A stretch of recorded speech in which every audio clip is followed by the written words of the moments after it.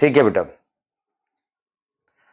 Hello everyone, बेटा start कर रहे हैं हम लोग आज का लेक्चर हमारे पास है lecture number 2 plant growth and development. थोड़ी सी चैट में प्रॉब्लम हुई थी, अब हम स्टार्ट कर सकते हैं। ठीक है, आपको मेरी आवाज आ रही है?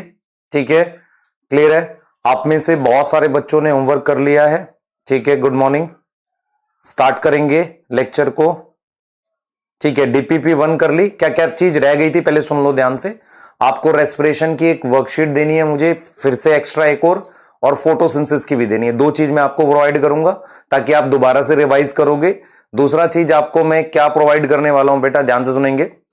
सेकंड चीज मैं आपको क्या देने वाला हूं, मैंने ट्रांसपोर्ट इन प्लांट का पीडीएफ बोला था, वो मैं आज दूंगा बेटा। असल में वो क्या रहा है, थोड़ा सा वर्कलोड का भी रह गया है कि मतलब यकीन 1.0 का भी टेस्ट रहता है। दोनों के चक्कर में दोनों में ही नहीं दे पा रहा हूं एक्चुअल में, टेस्ट एक्स्ट्रा दोनों में ही नहीं दे पाया मैं।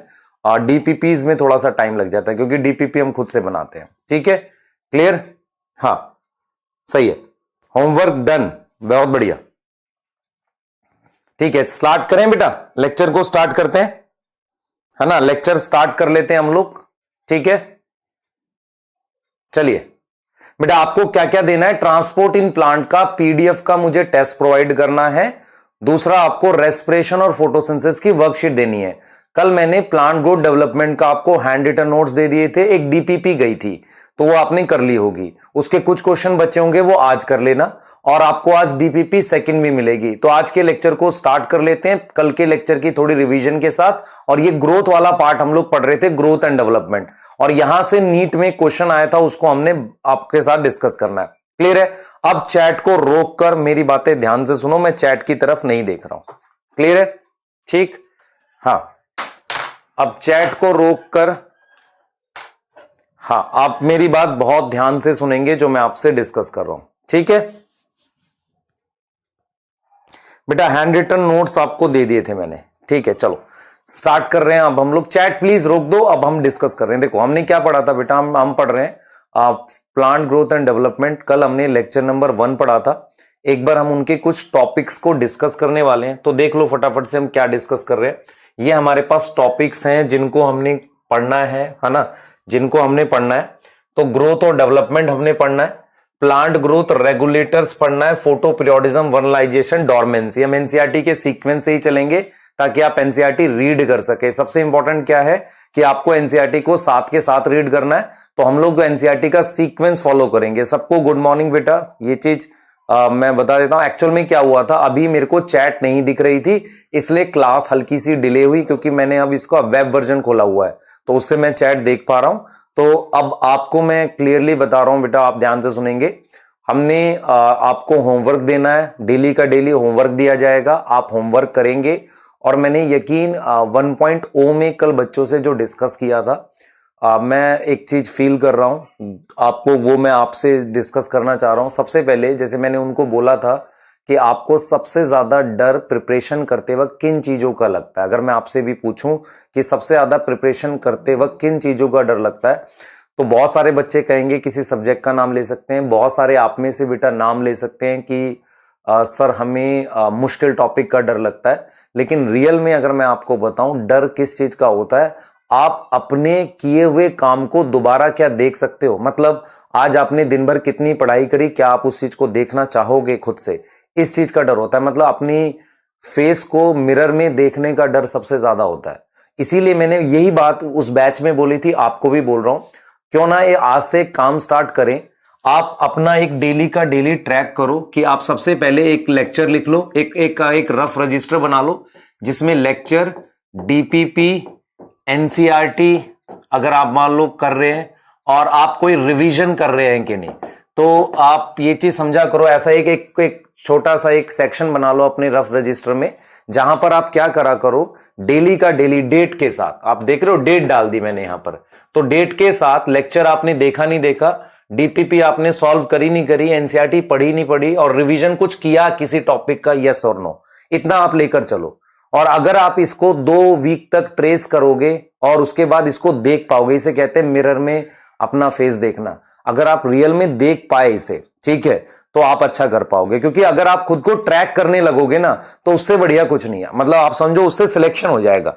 तो मैं ये चीज यकीन 1.0 में भी बोल रहा था कि date, lecture, DPP, NCERT revision, ये चाहे फिजिक्स, केमिस्ट्री, बायो तीनों के लिए कर लो। और इसमें आप क्या कर पाओगे, खुद को ट्रैक करो, 1 वीक 2 वीक करो, उससे आपको क्लियर हो जाएगा कि आपने कितना किया। दूसरा, यहां पर जो बच्चे जिनका बैकलॉग है वो यहां बैकलॉग का सेक्शन ऐड कर सकते हो रिवीजन की जगह।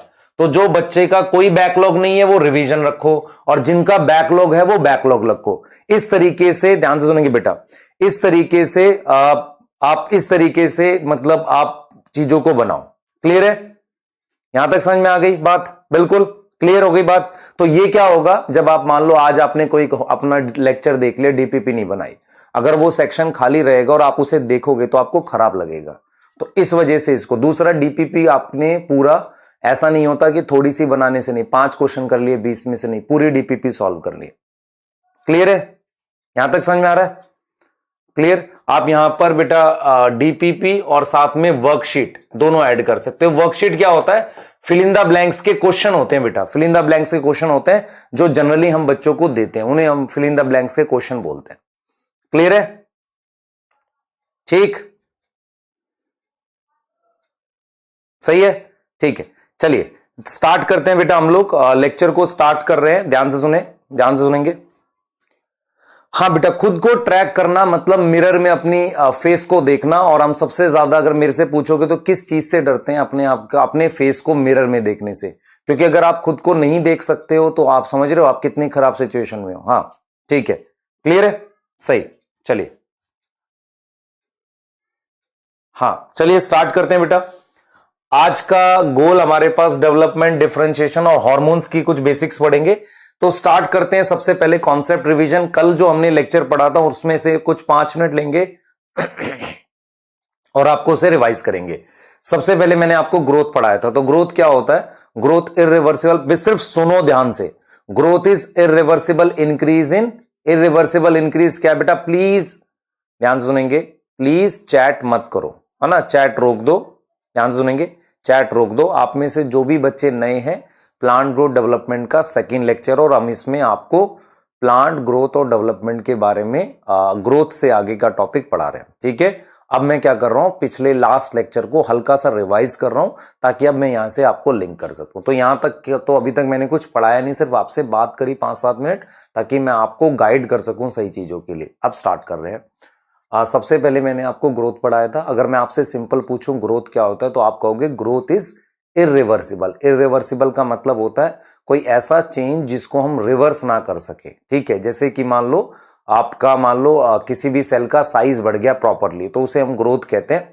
तो ग्रोथ का में क्या बढ़ता है? सेल का नंबर बढ़ता है, सेल का साइज बढ़ता है, नंबर ऑफ ऑर्गन बढ़ते हैं, साइज ऑफ ऑर्गन बढ़ता है, और ये चेंज इररिवर्सिबल होना चाहिए।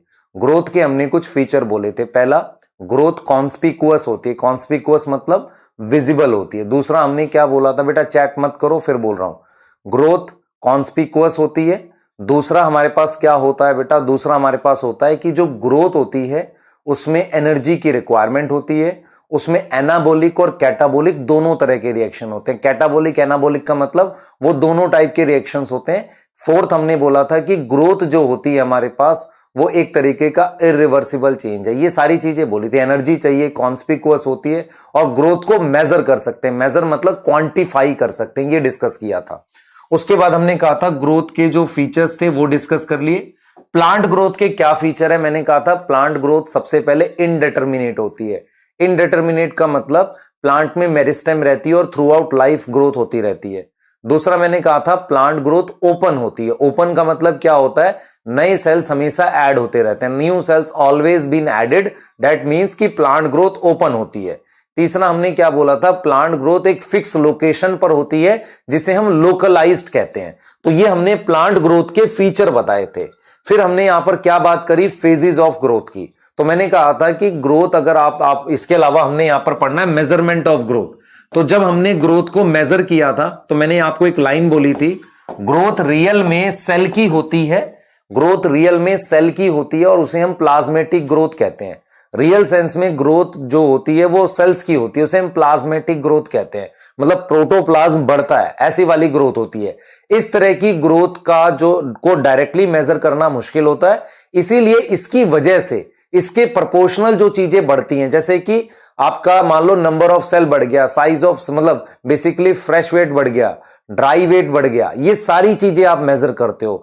फ्रेश वेट, ड्राई वेट, ये सारी चीजें आप क्या करते हो, मेजर करते हो। तो ये हमारे पास क्या है, ये मेजरमेंट होती है। Fresh weight, dry weight, surface area बढ़ना, लेंथ बढ़ना, जैसे पॉलन ट्यूब की, रूट की। आपको समझ आ रहा है, क्लियर है। मैंने कुछ इंस्ट्रूमेंट के नाम बताए थे आपको, ऑक्सेनोमीटर और एक क्रेसोग्राफ, है ना। वो दो इंस्ट्रूमेंट है जो ग्रोथ एक्टिविटी को मेजर करते हैं। कई बार क्या होता है बेटा, नीट में क्वेश्चन होगा, जो ऑप्शन आपकी एनसीईआरटी से, आंसर तो वही होगा, लेकिन इनको यूज कर देते हैं। जैसे मान लो लाइट को नापने के लिए फोटोमीटर होता है, तो वहां कहीं ऑक्सेनोमीटर भी घुसा देगा क्वेश्चन में, ऐसा हो सकता है। फिर आते हैं फेजेस ऑफ ग्रोथ। मैंने आपको बोला था कि ग्रोथ के मेजर करने के 3 फेजेस होते हैं। मतलब हम क्या करते हैं, ग्रोथ हमारे पास सेल में होती है, तो जो सेल की ग्रोथ होती है उसके 3 फेजेस होते हैं। पहला सेल का डिवाइड करना, तो इसका मतलब सेल मेरिस्टेमेटिक फेज में है।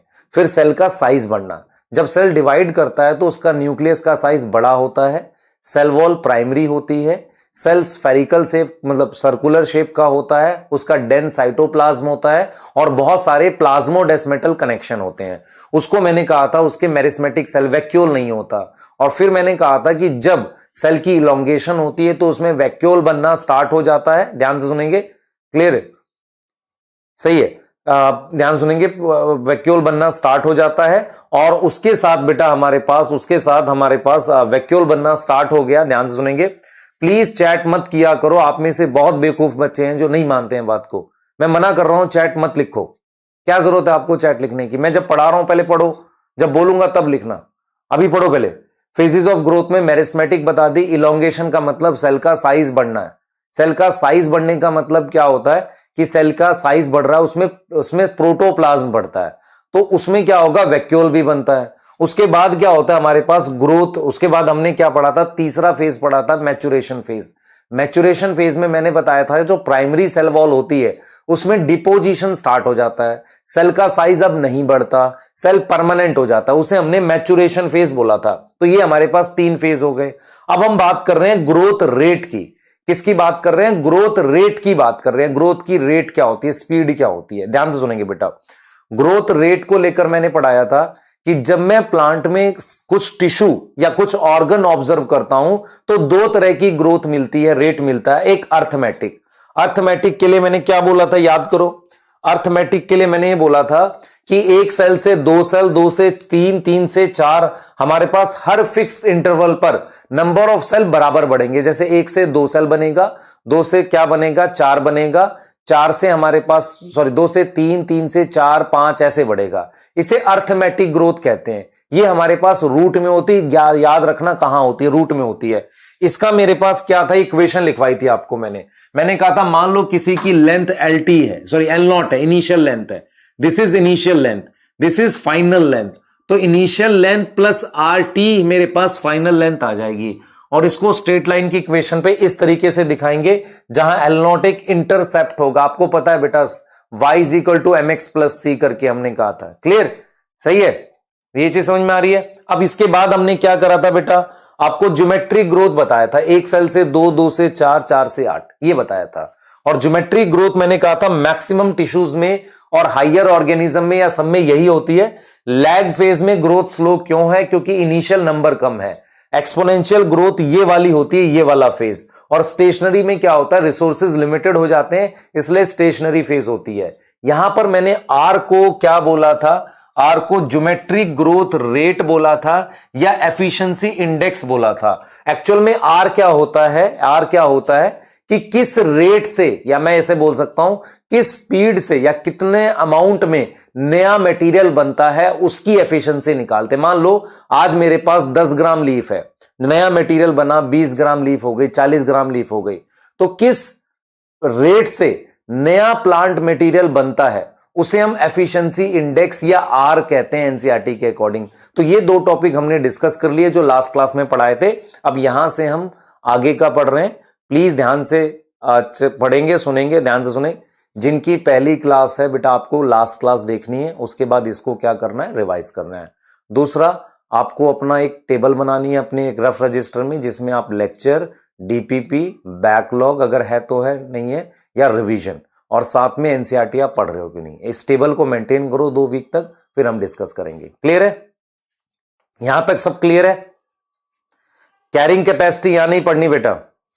Plant differentiation is also open, अभी डिस्कस करेंगे। हैंड रिटन नोट्स कल अपलोड हो गए थे, आज भी अपलोड हो जाएंगे। कल वाला क्वेश्चन अभी देखेंगे।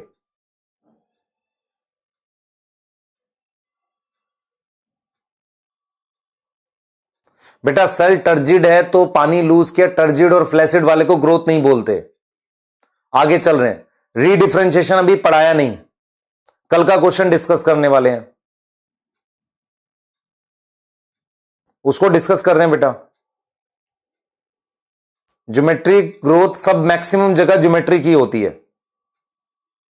चलें आगे।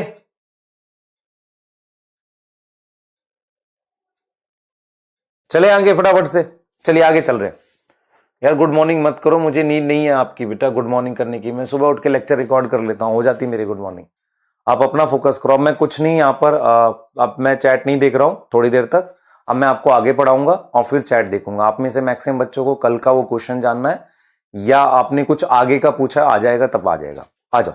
अब मैं चैट नहीं देख रहा हूं, तो जो चैट कर रहा है वो बच्चा अपना समझे कि वो क्यों कर रहा है, नहीं पता हमें।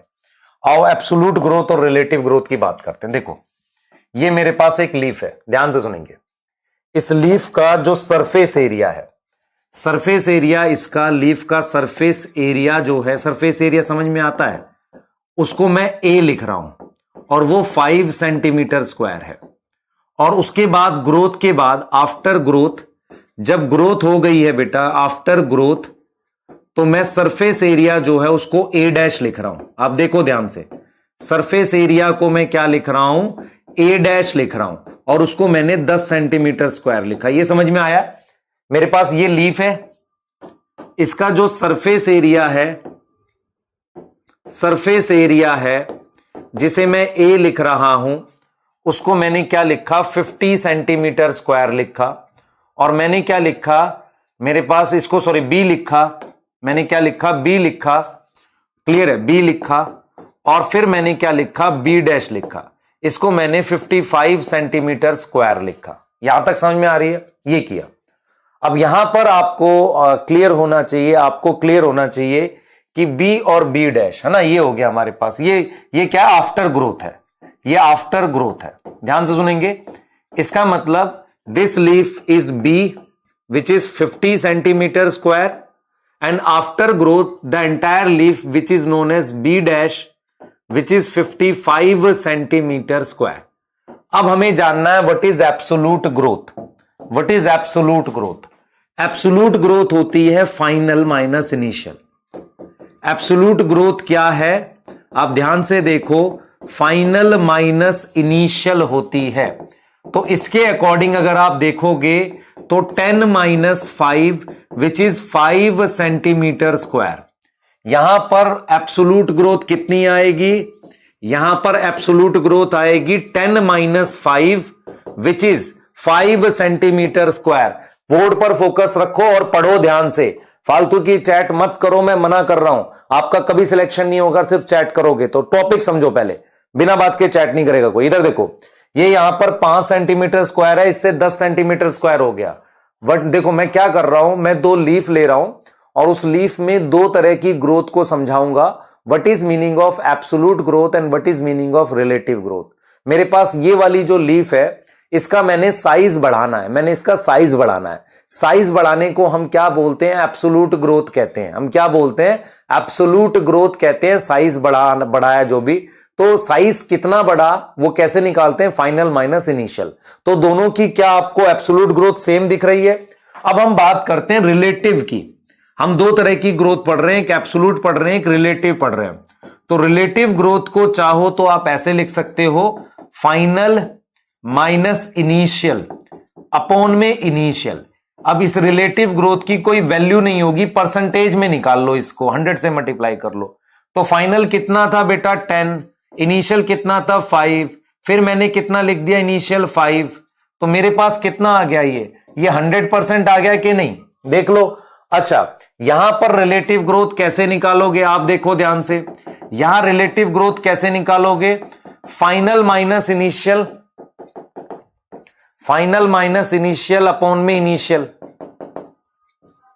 इनटू 100, ऐसा अगर कर ले, यूनिट नहीं आएगी इसकी बेटा, तो फाइनल माइनस इनिशियल मतलब 55 माइनस 50 अपॉन में 50, ठीक है, तो ये लगभग 1/10 आ गया, तो ये लगभग 10% आ गई। तो आपको एक चीज समझ में आई, आपको एक चीज समझ में आई कि इन दोनों लीफ के, अगर मैं अगली स्लाइड पे लिखूं, बोथ लीफ, ध्यान से देख लो बेटा, स्लाइड देखो ध्यान से, क्या आपको कोई ऐसी चीज समझ ना आई हो इस बोर्ड पे, मैं स्लाइड दिखाया करूंगा प्रॉपर, क्या आपको कोई चीज ना समझ आई हो, आ जाएगी। एब्सोल्यूट ग्रोथ दोनों की सेम है, देख लो, this absolute growth is same for both, याद करो साथ के साथ, बट रिलेटिव ग्रोथ इसकी ज्यादा है, इसकी ज्यादा है। तो मैं लिख सकता हूं, अब मैं यहां से लिख सकता हूं, आपने स्लाइड देख ली, both leaf have same absolute growth but different relative growth. क्या मैं इस तरह की स्टेटमेंट्स लिख सकता हूं जो मैं लिखने जा रहा हूं? इसका ये ऐसा क्यों हुआ? If two leaf have different initial area, यही बात था, इनिशियल एरिया या size, if they have same absolute growth, तो उनकी क्या अलग होगी? दे शुड हैव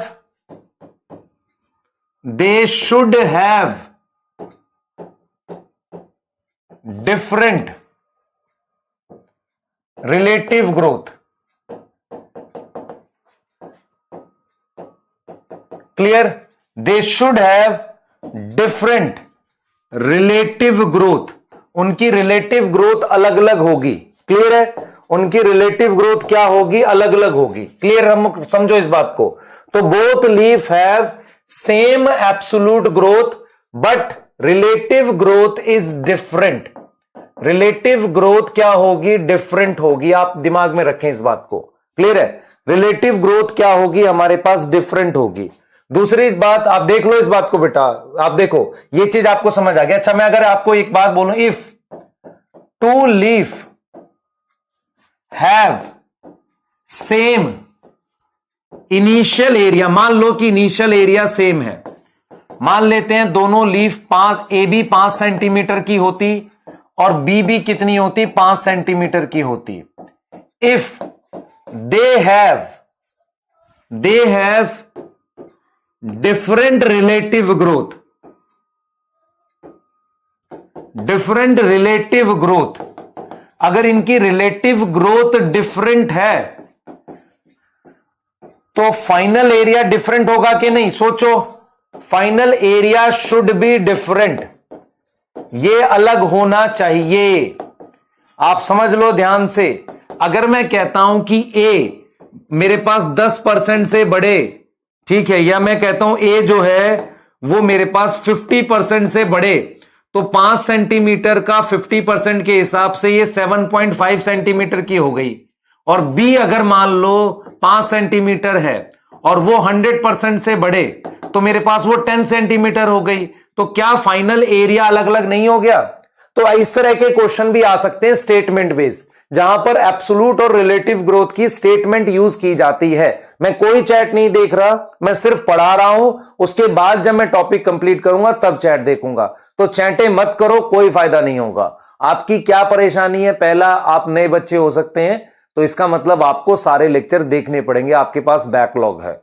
दूसरी प्रॉब्लम यह हो सकती है कि आपको कोई डीपीपी का क्वेश्चन नहीं समझ आया, उसको आज चैट में लेक्चर खत्म होने के बाद लिखेंगे। तीसरा क्या हो सकता है, आपको कोई चीज नहीं मिली, उसको चैट में लिखो, हम आपको अवेलेबल कराएंगे। चौथा, आप मक्कार बालक हो सकते हो, आपको चैट करने की आदत है, तो इधर ध्यान रखो, है ना? क्लियर है? मैं नहीं चाह रहा कि आप टाइम वेस्ट करो अपना, इधर आ जाओ फटाफट से। ठीक है, तो क्या आपको एब्सोल्यूट और रिलेटिव ग्रोथ समझ में आ गया? बिल्कुल आ गया। ठीक है, आगे चलेंगे बेटा, फटाफट से आगे चलेंगे और इसके बाद की बात देखेंगे। हां, क्लियर है? चले आगे।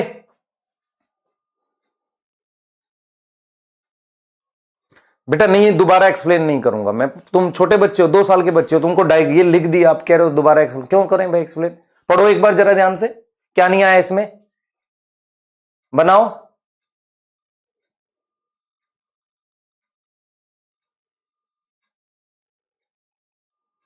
क्या गलत लिखा है? Second, if two leaf have different initial area, मतलब ए मेरे पास 5 सेंटीमीटर थी, तुम्हें बेटा क्या कैसे पढ़ोगे तुम जीवन में? यहां पर मेरे पास क्या है, 10 सेंटीमीटर स्क्वायर है मान लो। अगर उनकी क्या है, एब्सोल्यूट ग्रोथ सेम है, 5-5 बढ़ा दो, ये 10 सेंटीमीटर हो गया, ये 15 हो गया, तो क्या इनकी रिलेटिव ग्रोथ डिफरेंट नहीं है? है? बताओ। मान लो 5 से यहां 10 कर दिया, 100% हो गई, वहां 5 से 50% किया, तो देख रहे हो क्या लिखा है? If two leaf have same initial area, if they have different relative growth, इसकी 50%, इसकी 100%, final area should be different. अलग अलग आया तो फाइनल एरिया। अब क्या करना है इसमें? रिपीट वाले तुम बेटा इंग्लिश भी नहीं पढ़ सकते, हिंदी में लिखूं इसे? क्या करना है इसका बताओ? डायग्राम क्या रिपीट करूं? लो बेटा, डायग्राम में तो कुछ बना ही नहीं। ये लीफ है जिसका सरफेस एरिया 5 था, बढ़ के 10 हो गया, तो इनिशियल 5 है, फाइनल 10 है। बेटा तुम्हारा 2023 वाला फिर एग्जाम देना है ऐसे। ये 50 है, ये 55 है, आप समझ नहीं रहे हो अभी भी, आप ध्यान से पढ़ते नहीं हो, आपका फोकस गायब है। आप ध्यान से पढ़ो पहले। हैंड रिटन बेटा आपको दोबारा अपलोड करवा दूंगा। Statement both leave have same absolute growth, absolute growth दोनों की सेम नहीं है। ये देखो इसकी बात कर रहा हूं मैं, इसकी बात कर रहा हूं, दोनों की एब्सोल्यूट ग्रोथ कितनी है? 5 सेंटीमीटर स्क्वायर। रिलेटिव ग्रोथ अलग अलग है। अब क्या करना है इसका? चलो आगे पढ़ो। मैं ये चीज कह रहा था, अर्थमेटिक और ज्योमेट्री ग्रोथ किधर देखना, एक बार बताऊंगा, ध्यान से सुनना। बात यह नहीं है कि तुम्हें बार बार बताया जाए कि नहीं, बात यह है कि तुम एक बार में समझोगे क्यों नहीं, ये बताओ ना। एकदम मंद बुद्धि हो, क्यों नहीं समझोगे? मेहनत करो ना, कोशिश तो करो, कोशिश ही नहीं करते। बेटा मैं नाराज नहीं हो रहा हूं, मैं आपके लिए परेशान हूं। आप पता है क्या होता है, आप में से बहुत सारे बच्चे क्या होते हैं, वो अपने आप को बहुत दबा हुआ, कुचला हुआ सा महसूस करते हैं, और हमसे कुछ नहीं हो सकता जीवन में। आप अपना फोकस बढ़ाओ, ध्यान से सुनो, समझ क्यों नहीं आएगा ये बताओ ना, क्यों नहीं समझ में आएगा? कुछ ऐसा है जो नहीं आ सकता जीवन में? अपने आप को बहुत मतलब कमजोर सा दिखाना बेटा, इससे नहीं होता है। कभी किसी गवर्नमेंट ऑफिस में जाना, आप जितने भी कमजोर हो, वहां इतनी भीड़ होती है, कोई नहीं पूछता। आप समझ नहीं रहे अभी भी। आपको फोकस करने की जरूरत है पढ़ते वक्त, बस, और कुछ मत करो, ध्यान से सुनो चीजें, ठीक है? एक पूछ रहा वर्कशीट कहां मिलेगी? जहां नोट्स मिलते हैं, बार बार बताता हूं हर क्लास में, फिर वही हाल है तुम्हारा। जहां नोट्स मिलेंगे बेटा वहीं वर्कशीट मिलती है। क्लियर है? हाँ क्लियर, ठीक है। आ जाओ इधर देखो, अर्थमेटिक ग्रोथ को देखो। देखो ये नई चीज है आपके लिए, ये एनसीईआरटी में नहीं दे रखी, इसलिए मैं कह रहा हूं पढ़ोगे तो तुम्हें ऐसी ऐसी चीजें बताएंगे जहां से मुश्किल क्वेश्चन आया तो आप संभाल ले जाओगे। देखो अर्थमेटिक ग्रोथ कैसी होती है? 1 से 2 बनते हैं सेल, 2 से 3 बनते हैं, 3 से 4 बनते हैं, 4 से 5, 5 से 6, 1 से 2 बनते हैं, 4 सेल बनते हैं, 8 बनते हैं, 16 बनते हैं। अब बताओ व्हाट इज एब्सोल्यूट ग्रोथ इसकी? मैं अगर एब्सोल्यूट ग्रोथ देखूं तो एवरी टाइम 1 सेल इंक्रीज। भाई ये फाइनल है और ये इनिशियल है, और फिर ये फाइनल है, ये इनिशियल है, तो मेरे पास एब्सोल्यूट ग्रोथ कांस्टेंट हुई कि नहीं? Constant in arithmetic growth rate. Arithmetic growth rate में मेरे पास एब्सोल्यूट रेट ग्रोथ क्या हो गई? कांस्टेंट हो गई। जो मैं रिलेटिव ग्रोथ देखो, फाइनल माइनस इनिशियल होता है, 2 माइनस 1 अपॉन में 1, मैं इसकी बात कर रहा हूं।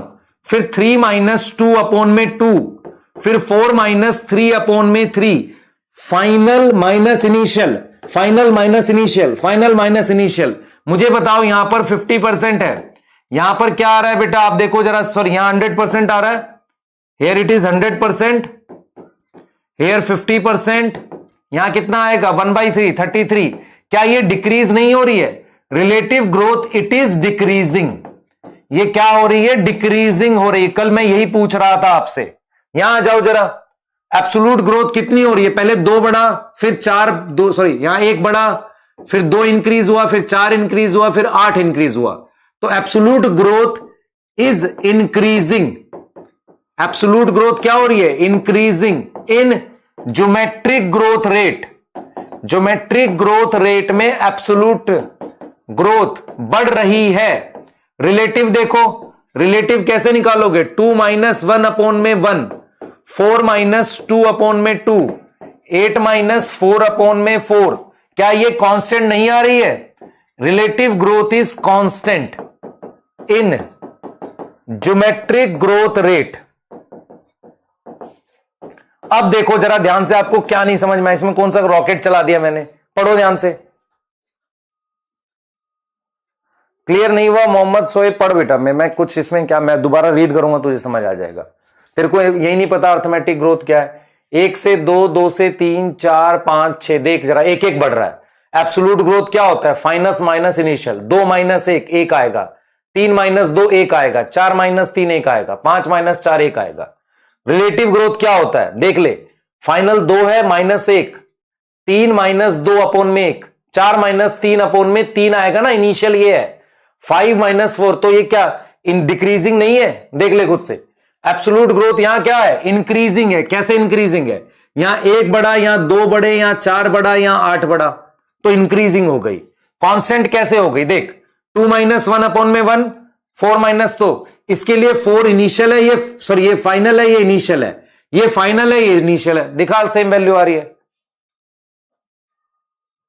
अब तुम अगर एकदम ऐसे बैठो कि नहीं हमें कुछ आता ही नहीं है, हम सुनेंगे ही नहीं, तो कैसे पढ़ोगे बेटा? बताओ इसमें क्या करेंगे? बताओ आप। देखो ये कल के क्वेश्चन पूछा था वो था मैं, और ये बेटा एनसीईआरटी में गिवन नहीं है, स्टेटमेंट आएगी, ऐसी ऐसी स्टेटमेंट आएगी। और अगर शायद आप मेरी बातें सुनो ध्यान से, एनसीईआरटी ने जो ज्योमेट्रिक ग्रोथ रेट के आर को क्या लिखा है? रिलेटिव ग्रोथ रेट लिखा है। उसने लिखा इसलिए ज्योमेट्रिक ग्रोथ रेट के आर को। क्लियर है? ठीक। हां बेटा मेरी बात सुनो, आप लाइव बैच में हो, पढ़ने की कोशिश करो। मैं बोर्ड पे लिख के साइड भी हटा करूंगा, आप ध्यान से देखो, आपको सब समझ आएगा। लेकिन आपको पूरा फोकस करना। आपको चैप्टर का नाम, आप में से देखो जिन बच्चों को प्रॉब्लम होती है, एक बार में नहीं आता, वो क्या किया करो, सुबह मॉर्निंग में क्लास स्टार्ट होने से पहले, फिजिक्स की होती है आपकी, उससे पहले अपना बायो का या फिजिक्स केमिस्ट्री सबका आधा आधा घंटा रिवाइज किया करो, पिछली क्लास का, तभी आपको समझ आया करेगा। चलिए आगे चलेंगे। अब हम क्या पढ़ रहे हैं बेटा? कंडीशन फॉर ग्रोथ पढ़ रहे हैं। अब मुझे बताओ हम किसकी ग्रोथ कर रहे हैं? फॉर ग्रोथ ऑफ प्लांट की बात कर रहे हैं। ग्रोथ ऑफ प्लांट की बात कर रहे हैं। तो हमारे पास कौन कौन सी कंडीशंस चाहिए? सबसे पहले मुझे पानी चाहिए। देखो पानी का क्या रोल होता है।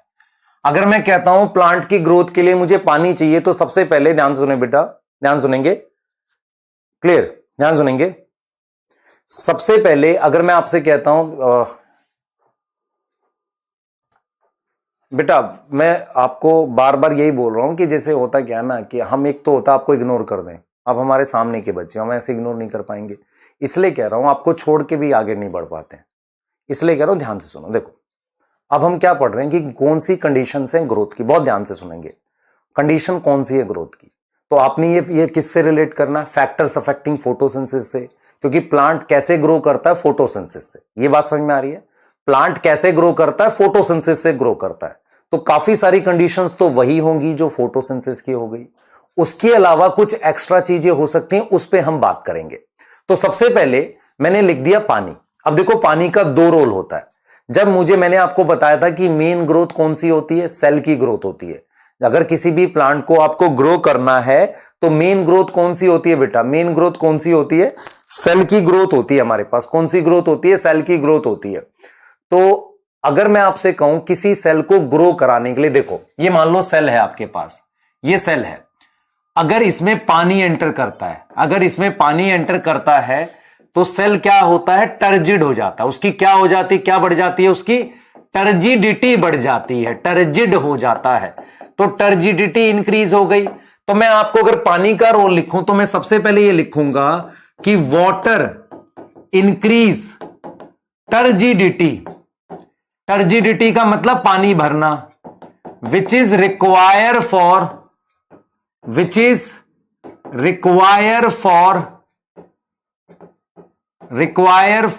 किसके लिए चाहिए, विच इज रिक्वायर फॉर, ध्यान देंगे, water increase turgidity which is require for increasing size. क्या बढ़ाने के लिए चाहिए, साइज बढ़ाने के लिए चाहिए। तो आपके पास क्लियर होना चाहिए कि पानी जो है हमारे पास टर्जिडिटी बढ़ाएगा। पानी क्या बढ़ाता है, टर्जिडिटी बढ़ाता है, जो साइज बढ़ाने के लिए चाहिए। और साइज बढ़ाने का मतलब फॉर प्लाज्मेटिक ग्रोथ। प्लाज्मेटिक ग्रोथ कौन सी होती है बेटा, अगर आपको नहीं पता, प्लाज्मेटिक का मतलब होता है प्रोटोप्लाज्म, साइटोप्लाज्म इंक्रीज होना। बताओ इसमें ऐसा क्या था जो नहीं आ सकता आपको। मैंने क्या बताया कि किसी भी मेन ग्रोथ सेल की वजह से होती है। सेल का साइज बढ़ाने के लिए, पानी चाहिए। पानी की वजह से सेल के साइज बढ़ने को कहते हैं सेल का टर्जिड होना, और इस प्रकार की ग्रोथ को प्लाज्मेटिक ग्रोथ कहते हैं। इतनी बात में आपको कहीं कोई परेशानी नहीं होनी चाहिए। दूसरा हमने क्या बोला बेटा, सेकंड हमने ये बोला कि पानी जो होता है बेटा, आप हमेशा याद रखो कि ग्रोथ के लिए काफी सारा मटेरियल बनाना पड़ता है। जैसे सेल वॉल के लिए सेलुलोज बनाना है, कुछ प्रोटीन्स बनानी है, उन सब के लिए एंजाइम चाहिए। और एंजाइम बिना एक्वस मीडियम के, बिना पानी के काम नहीं करता। तो ग्रोथ के लिए क्या चाहिए बेटा, growth require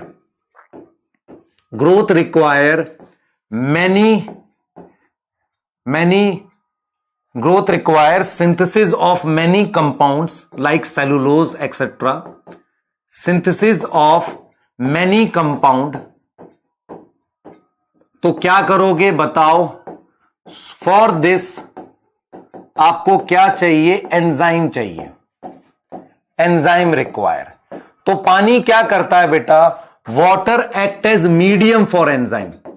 water act as medium, medium समझ में आता है जहां एंजाइम काम करे, फॉर एंजाइम। क्लियर है, एंजाइम के लिए मीडियम का काम करता है। ठीक है, क्लियर, सही है। दूसरा हम बात कर रहे हैं न्यूट्रिएंट्स की। न्यूट्रिएंट्स कहां से, मैं आपसे कहूं कि पौधा न्यूट्रिएंट्स कहां से लेता है, मिनरल न्यूट्रिशन में पढ़ाया था, रूट से लेता है। तो both macro and micro nutrients, both macro and micro nutrients require for growth. ये दोनों चाहिए बेटा। अपनी एनसीईआरटी खोल के बैठो जिनको दिक्कत है तो। रिक्वायर फॉर ग्रोथ, क्या आप सेम चीज नहीं पढ़ रहे हो। दूसरा क्या है बेटा, हमने लिखा एनर्जी। हमने क्या लिखा, एनर्जी। और वो कहां से आएगा, फ्रॉम सॉइल।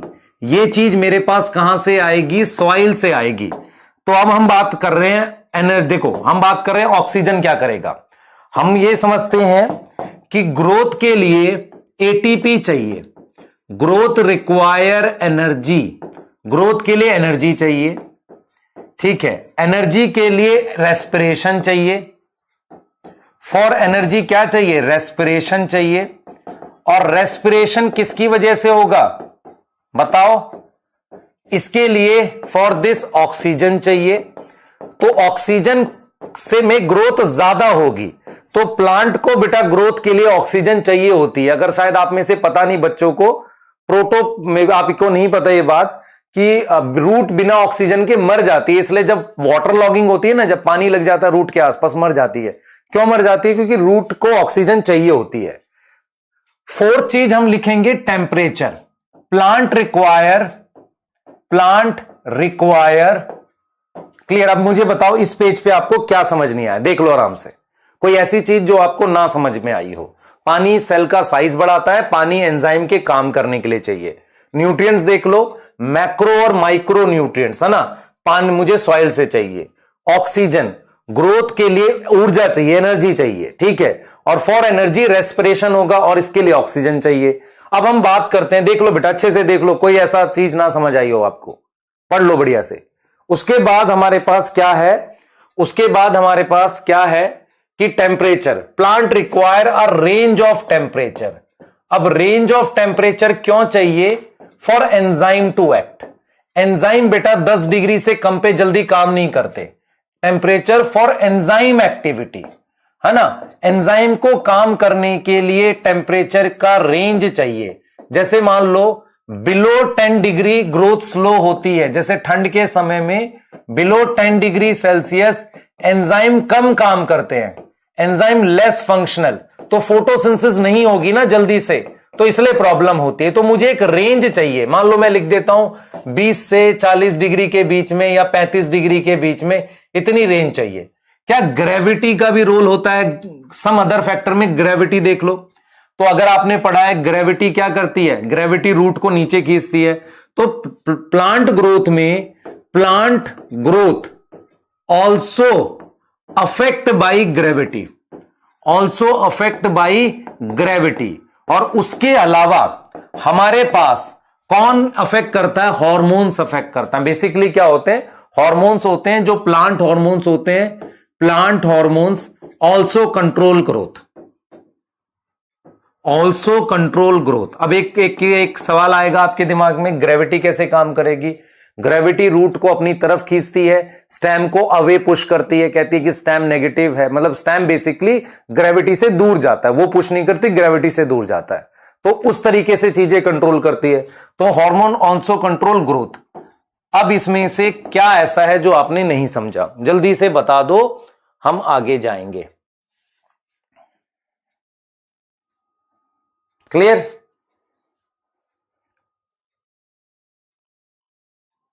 बेटा मैंने ये नहीं बोला टर्जिटी, मैंने बोला कि अगर कोई सेल है उसके अंदर पानी जाएगा वो टर्जिड हो रहा है, लेकिन अगर पानी निकल जाएगा तो फ्लैसिड होगा। अगर पानी वापसी ना निकले तभी तो ग्रोथ होगी। तो ग्रोथ के लिए इसलिए इरिवर्सिबल वर्ड यूज किया था। अब आ जाएगा समझ आपको। बेटा प्लांट ग्रोथ डिटर्मिनेट और इनडिटर्मिनेट दोनों होती है। मैंने कल आपको जब पढ़ाया था तो मैंने लिखा था प्लांट ग्रोथ सुन लो ध्यान से, अब आप उस क्वेश्चन का आंसर सुन लो। प्लांट ग्रोथ एनसीईआरटी लिखती है डिटर्मिनेट और इनडिटर्मिनेट दोनों होती है। मेरे पास कुछ ऐसे प्लांट के ऑर्गन्स होते हैं, जैसे लीफ है, लीफ एक साइज के बाद नहीं बढ़ती, तो उसे डिटर्मिनेट कह दिया। क्लियर? उसे हमने क्या बोल दिया? डिटर्मिनेट कह दिया। हाँ, अब हार्मोन्स कैसे करते हैं बेटा हम देखेंगे। ग्रेविटी का सिर्फ इतना रखो, वो रूट को नीचे खींचती है और स्टेम को ऊपर। मैं ये कह रहा हूं कि जैसे लीफ है, लीफ का साइज एक लिमिटेड होता है, उससे बड़ा नहीं होता, तो वो डिटर्मिनेट हो गई। प्लांट की ग्रोथ पूरी लाइफ भर, तो इसका मतलब ऑर्गन्स की ग्रोथ डिटर्मिनेट है, प्लांट की ग्रोथ इनडिटर्मिनेट है, इसलिए दोनों ऑप्शन ठीक है।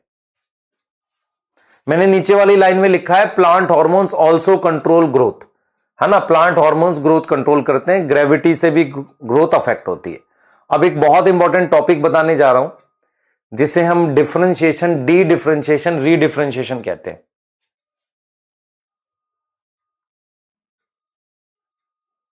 बेटा पॉजिटिव ग्रोथ और नेगेटिव ग्रोथ, तो मतलब ये होगा कि पॉजिटिव का मतलब ग्रोथ होना, नेगेटिव का मतलब किसी पार्ट का डैमेज वगैरह होना। पॉजिटिव नेगेटिव इस सेंस में होता है। और पॉजिटिव फोटोट्रॉपिक का मतलब होता है लाइट की तरफ जाना और ये सब। क्लियर? आगे चल रहे हैं बेटा, ठीक है, आगे चल रहे हैं, आगे चलेंगे बेटा। अब इतना तो आपको बता दिया। बेटा आप में से सवाल है कि क्या अबव 35 डिग्री एंजाइम काम करते हैं? मेरा आंसर ये है बेटा 35 के ऊपर काम तो करते हैं, पर बहुत ज्यादा टेम्परेचर जाएगा ना तो एंजाइम खराब हो जाते हैं। एंजाइम नॉर्मली 50 डिग्री के आसपास खराब होने स्टार्ट हो जाते हैं, है ना। 37 के ऊपर कुछ ना कुछ फर्क जरूर आता है। चलो आगे चलते हैं। हम बेटा जो टॉपिक पढ़ रहे हैं, सबसे पहली टर्म है डिफरेंशिएशन क्या होता है, फिर डी डिफरेंशिएशन क्या होता है और रीडिफरेंशिएशन क्या होता है। पहले मैं इन तीनों टर्म्स का मीनिंग समझाऊंगा, फिर मैं इसको प्लांट में अप्लाई करके दिखा रहा हूं आपको। सबसे पहले इनका मीनिंग समझ लो, इनका मीनिंग क्या है वो समझो ध्यान से। मीनिंग क्या है बहुत ध्यान से समझेंगे। सबसे पहले डिफरेंशिएशन समझो क्या होता है। आपके पास ये सेल है, दीज आर सेल्स। मीनिंग समझो, ये हमारे पास सेल्स है, ऐसे ही हमारे पास सेल्स है, और ये वो सेल्स हैं जिनका न्यूक्लियस बड़ा है। अगर मैं आपसे कहूं न्यूक्लियस बड़ा है तो आप बता सकते हो बड़े साइज का न्यूक्लियस, सर्कुलर शेप के सेल्स, और इसमें काफी डेंस साइटोप्लाज्म, ये कौन से सेल्स होंगे? ये मेरिस्टेमेटिक सेल्स हैं। ये क्या होंगे? मेरिस्टेमेटिक सेल्स होंगे। ये क्या होंगे? मेरिस्टेमेटिक सेल्स हैं। अब क्या हुआ? इनका साइज बढ़ा, ध्यान देंगे बेटा, इनका क्या हो गया? साइज बढ़ गया, किसी भी एक सेल का ऐसे साइज बढ़ गया। साइज बढ़ने के बाद साइज बढ़ गया अपना, और फिर ये परमानेंट हो गए। फिर क्या हो गए? ये परमानेंट हो गए, मतलब साइज बढ़ गया, ठीक है। न्यूक्लियस नहीं बनाऊंगा तो कुछ समझदार कहेंगे सर न्यूक्लियस कहां गया, गायब हो गया क्या? साइज बढ़ गया। साइज बढ़ने के बाद ये परमानेंट हो गए। तो now this cell become permanent. ऐसा कुछ शेप बना दी मैंने, या कोई और शेप बना देते हैं। मैंने कुछ ऐसी शेप बना दी, ध्यान देंगे, कुछ ऐसी शेप बना दी, और अब एक परमानेंट सेल बन गया। इसका साइज नहीं बढ़ेगा, और इस सेल का एक रोल फिक्स हो गया। ये फोटोसिंथेसिस कर रहा है या कुछ भी ऐसा रोल फिक्स हो गया, या हो सकता है रूट का सेल हो, ये पानी एब्जॉर्ब कर रहा हो। इसमें वैक्यूल हो सकता है, ठीक है, ये वैक्यूल हो गया इसमें बड़ा सा। Now this is permanent cell, this is permanent cell. तो इसे हम डिफरेंशिएशन कहते हैं। तो आपको ये इलोंगेशन हो गई, इलोंगेशन होके ये मैच्योर सेल है। तो मैच्योर सेल जिसका साइज फिक्स हो जाए और उसका रोल फिक्स हो जाए, है ना, रोल और साइज फिक्स हो जाए, उसे हम परमानेंट सेल कह रहे हैं। इस पूरे प्रोसेस को हम क्या बोल रहे हैं? डिफरेंशिएशन कह रहे हैं। डिफरेंशिएशन का मतलब होता है कि सेल का साइज फिक्स हो जाना, ये सारा। तो आप ये समझे कि हमारे पास मेरिस्टेमेटिक सेल्स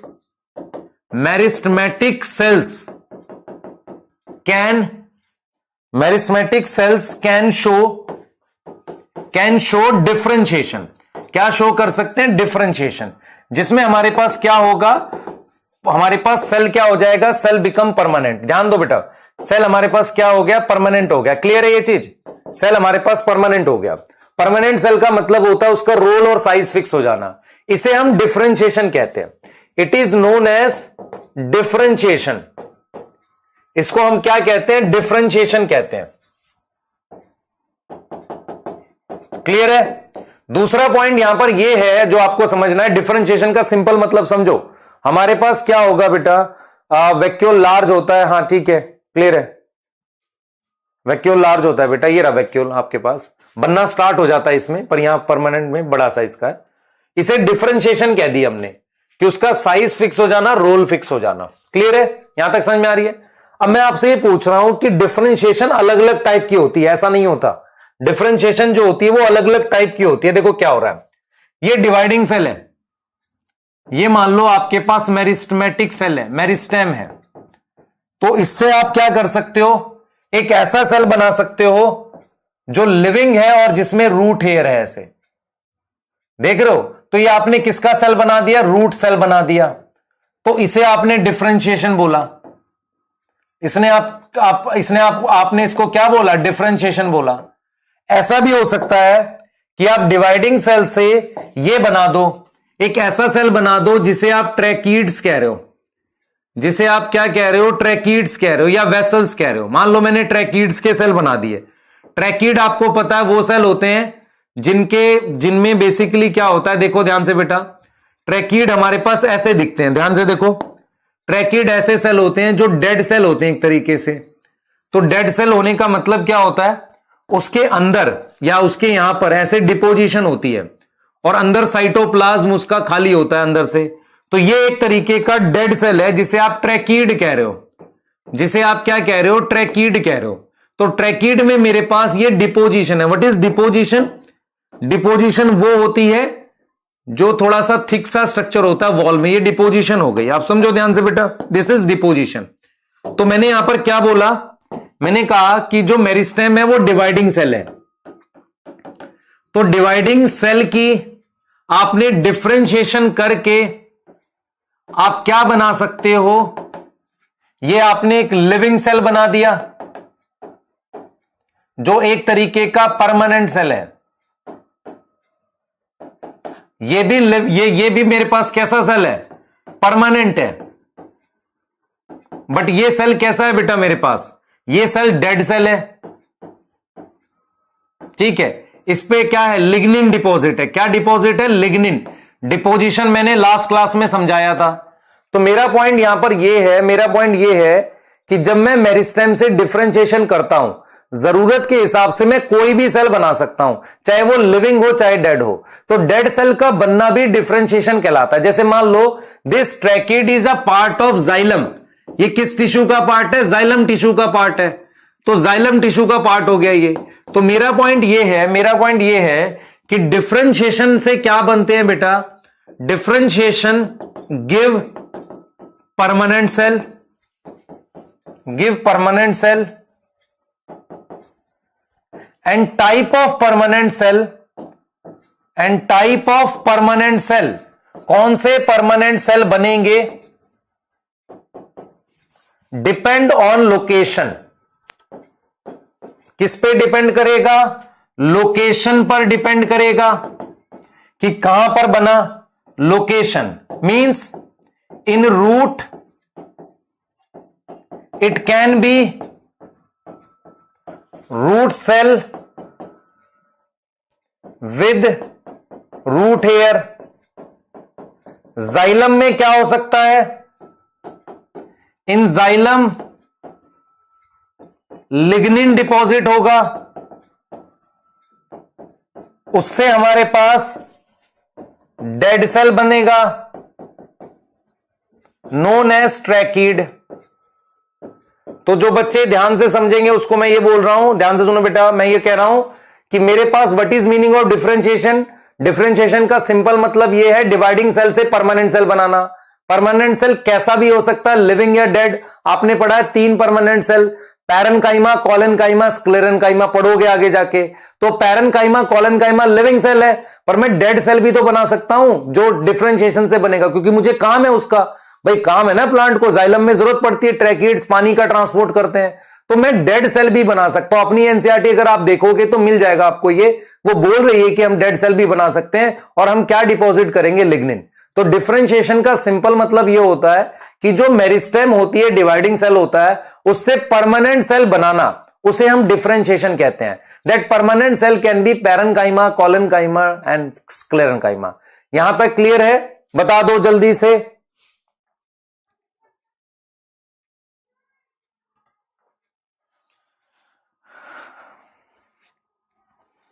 यहां तक क्लियर है? अरे लैग बफरिंग छोड़ो बेटा, ये बताओ अब ये क्लियर है कि नहीं।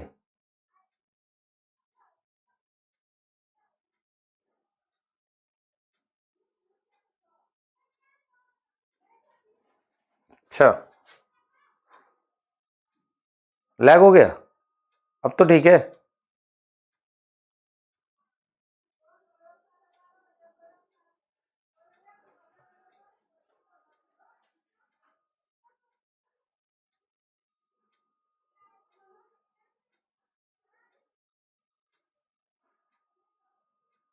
अब ठीक है बेटा, अब ठीक होगा।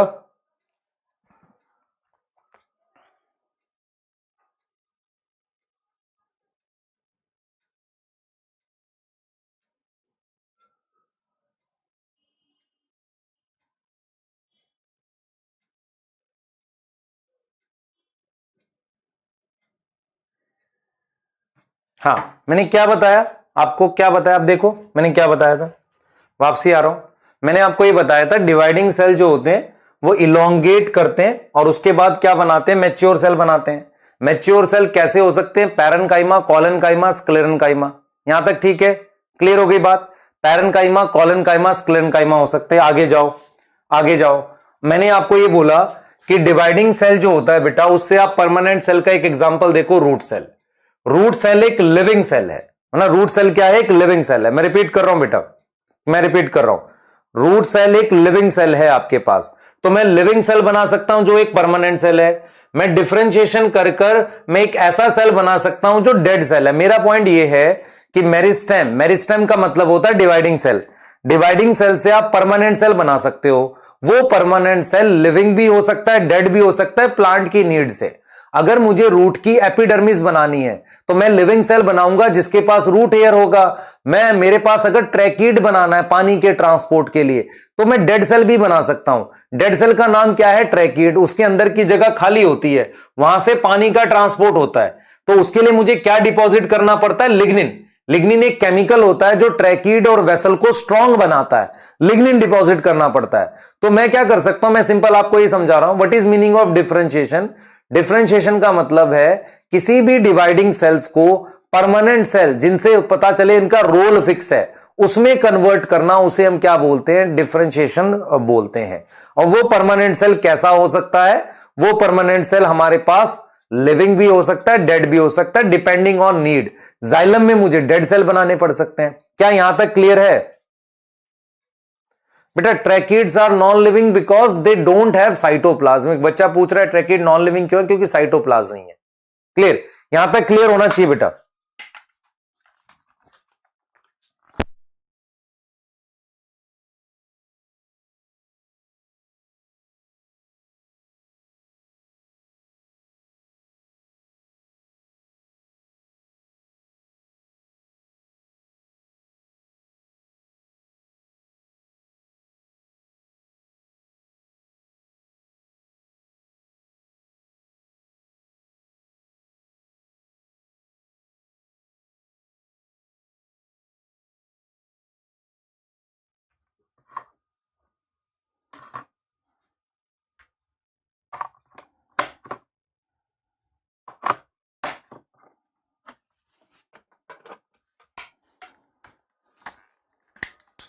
क्लियर है बेटा? यहां तक जल्दी बता दो।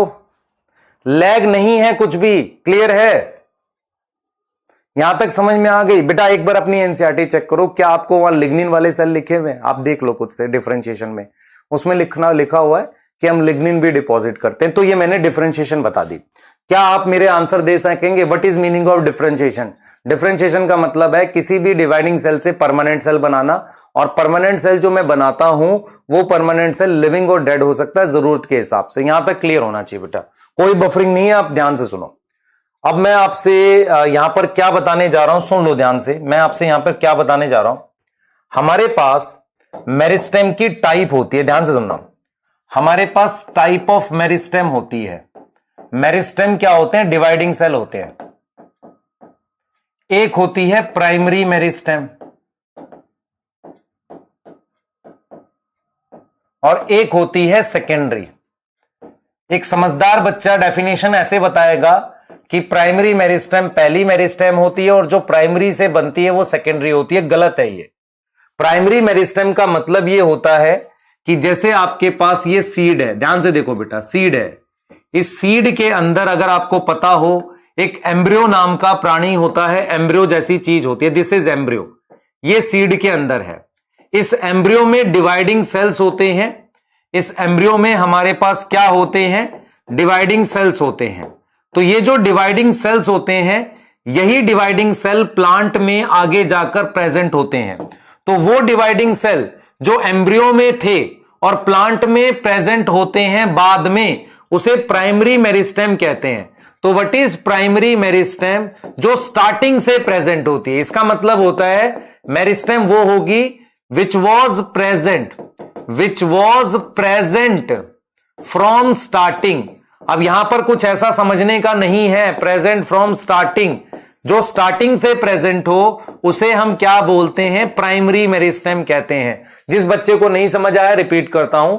सीड के अंदर हमारे पास, ध्यान से सुनेंगे, सीड के अंदर हमारे पास एक मेरिस्टेम होती है, उसे हम प्रो मेरिस्टेम या एम्ब्रियोनिक मेरिस्टेम बोल सकते हैं।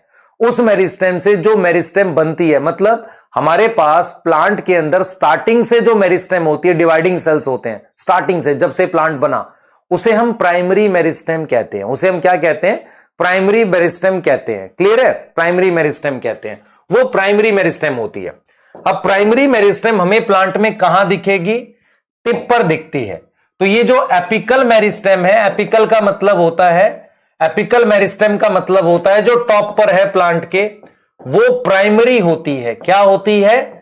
प्राइमरी मेरिस्टेम होती है।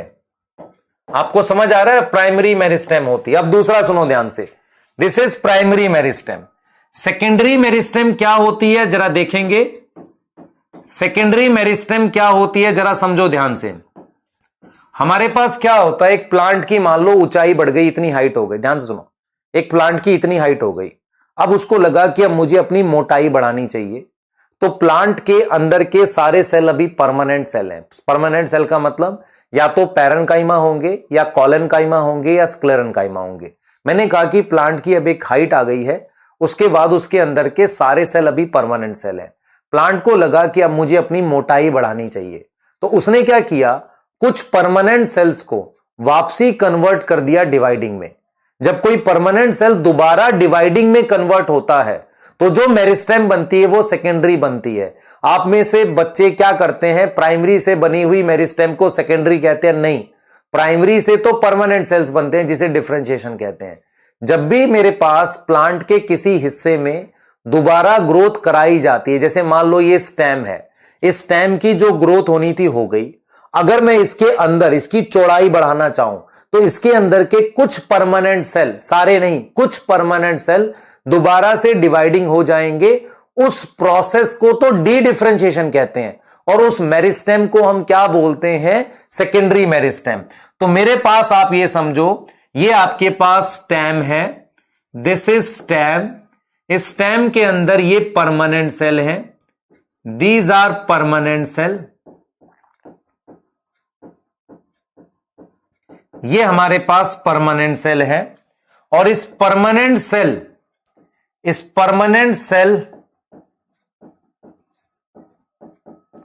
जो ये परमानेंट सेल है, इस परमानेंट सेल से मैं क्या करूंगा आप समझना ध्यान से। मेरे पास ये परमानेंट सेल है, आपके पास देख लो ध्यान से। तो हमारे पास जो ये परमानेंट सेल है, आप समझो इसे, जो ये परमानेंट सेल हमारे पास है, परमानेंट सेल हमारे पास है, इस परमानेंट सेल से दोबारा डिवाइडिंग सेल बनना, दोबारा हमारे पास ये डिवाइडिंग सेल बन गए, इससे दोबारा ये डिवाइडिंग सेल बन गए। तो दोबारा ये जो डिवाइडिंग सेल बने हैं बेटा, दोबारा ये डिवाइडिंग सेल बने हैं, इन डिवाइडिंग सेल को मैं सेकेंडरी मेरिस्टेम कहूंगा। तो मेरा पॉइंट ये है कि स्टेम के परमानेंट सेल से मैं एक प्रोसेस कराऊंगा जिसका नाम डिफरेंशिएशन का उल्टा है, डिफरेंशिएशन का उल्टा है, जिसे डी डिफरेंशिएशन कहेंगे। और ये जो डिवाइडिंग सेल है, इस डिवाइडिंग सेल के जो ग्रुप है, इसको हम क्या नाम देंगे, सेकेंडरी मेरिस्टेम नाम देंगे। बोर्ड पर ध्यान से देखो मैंने क्या लिखा है। मैंने ये लिखा है कि मेरे पास प्लांट का कोई भी हिस्सा, बेसिकली रूट और स्टेम, उसके जो परमानेंट सेल होते हैं उनमें एक प्रोसेस होता है जिसे डी डिफरेंशिएशन कहते हैं। उससे जो दोबारा डिवाइडिंग सेल बनते हैं उसे सेकेंडरी मेरिस्टेम कहते हैं। उसे हम क्या कहते हैं, सेकेंडरी मेरिस्टेम कहते हैं। तो ये एक तरीके से क्या हो गया, एक तरीके से प्लांट के उस हिस्से में जहां ग्रोथ पूरी हो चुकी है, मेरी बात देखेंगे, ये प्लांट की स्टेम है, यहां हमारे पास जो है ये प्लांट की स्टेम है हमारे पास, यहां पर ग्रोथ पूरी हो चुकी है, अब ग्रोथ नहीं हो रही है। अगर मैं इस हिस्से में दोबारा से मोटाई बढ़ाना चाहता हूं तो इसके कुछ परमानेंट सेल्स को मैं डिवाइडिंग कर दूंगा, उसे हम क्या नाम देंगे, सेकेंडरी मेरिस्टेम का नाम देंगे। समझ में आ रहा है? What is meaning of secondary meristem? Secondary meristem are group of dividing cell which come from permanent cell by the process of de-differentiation. Clear है? और वहां पर क्या होगा, गर्थ का मतलब चौड़ाई, गर्थ का मतलब चौड़ाई बढ़ाएंगे। अच्छा एक चीज मुझे बताओ, इसकी ग्रोथ, लंबाई वाली ग्रोथ पूरी हो चुकी थी, इसकी लंबाई वाली ग्रोथ पूरी हो चुकी थी, अब इसकी चौड़ाई वाली ग्रोथ होगी। तो जो लंबाई वाली ग्रोथ हो गई थी उसे प्राइमरी ग्रोथ कहा।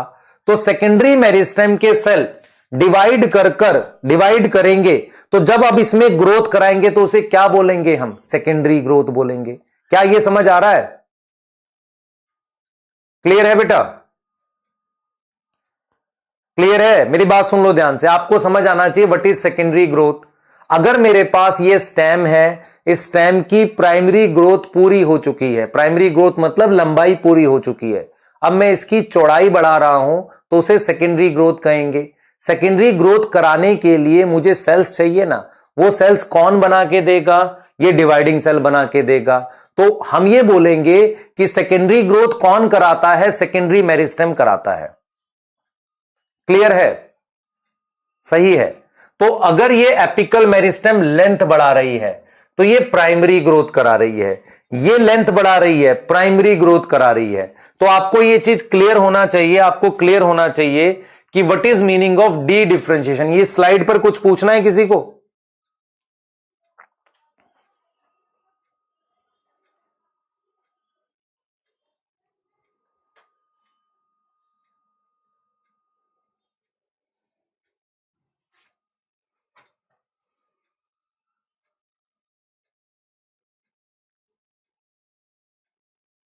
ठीक है, आगे चलते हैं बेटा। लेटरल वेटरल पे तो अभी बात करेंगे, आ जाओ यहां पे। देखो what is meaning of D differentiation. D differentiation, मेरे पास ये स्टेम है, यहां स्टेम है,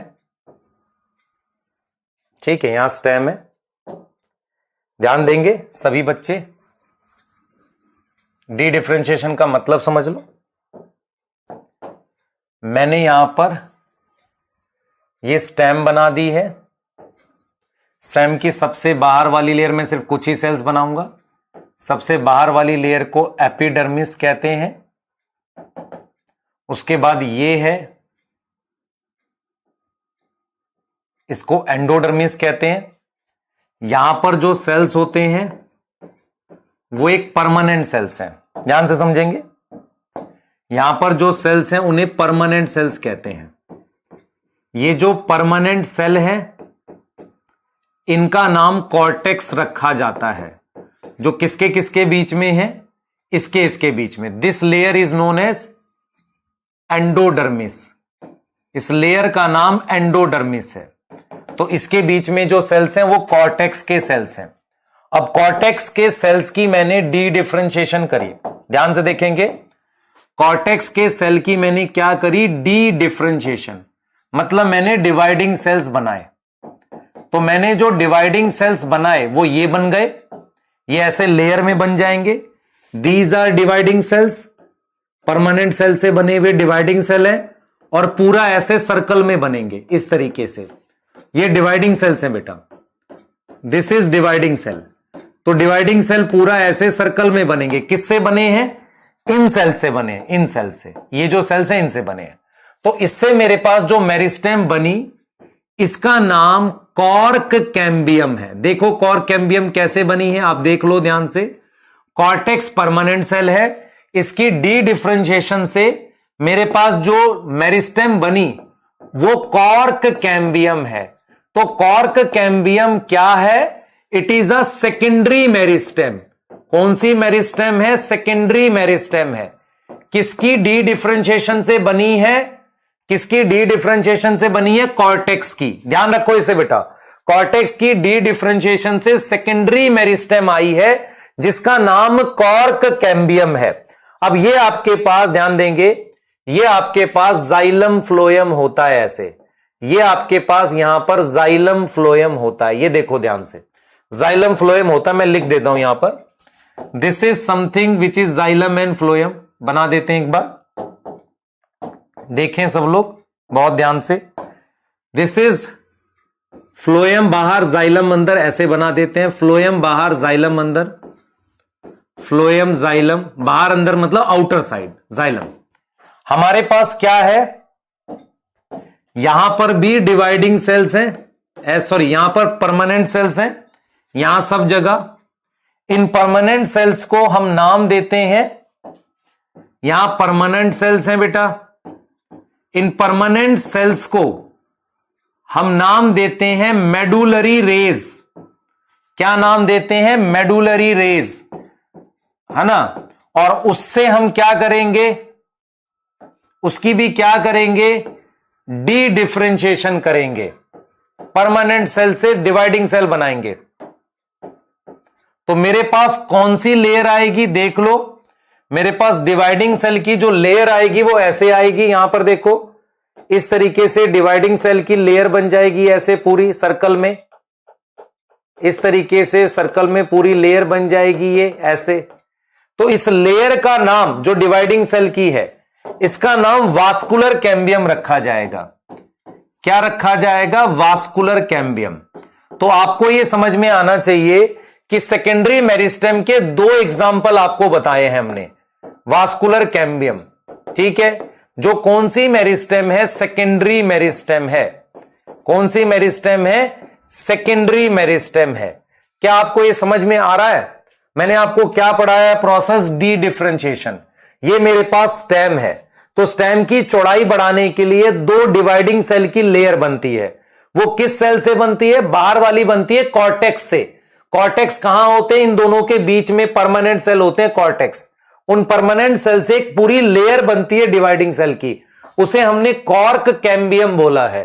अंदर जाइलम और फ्लोएम के बीच में डिवाइडिंग सेल की एक लेयर बनती है, ऐसे डिवाइडिंग सेल की लेयर जाइलम फ्लोएम के ऐसे बीच में बन रही है, ऐसे ऐसे।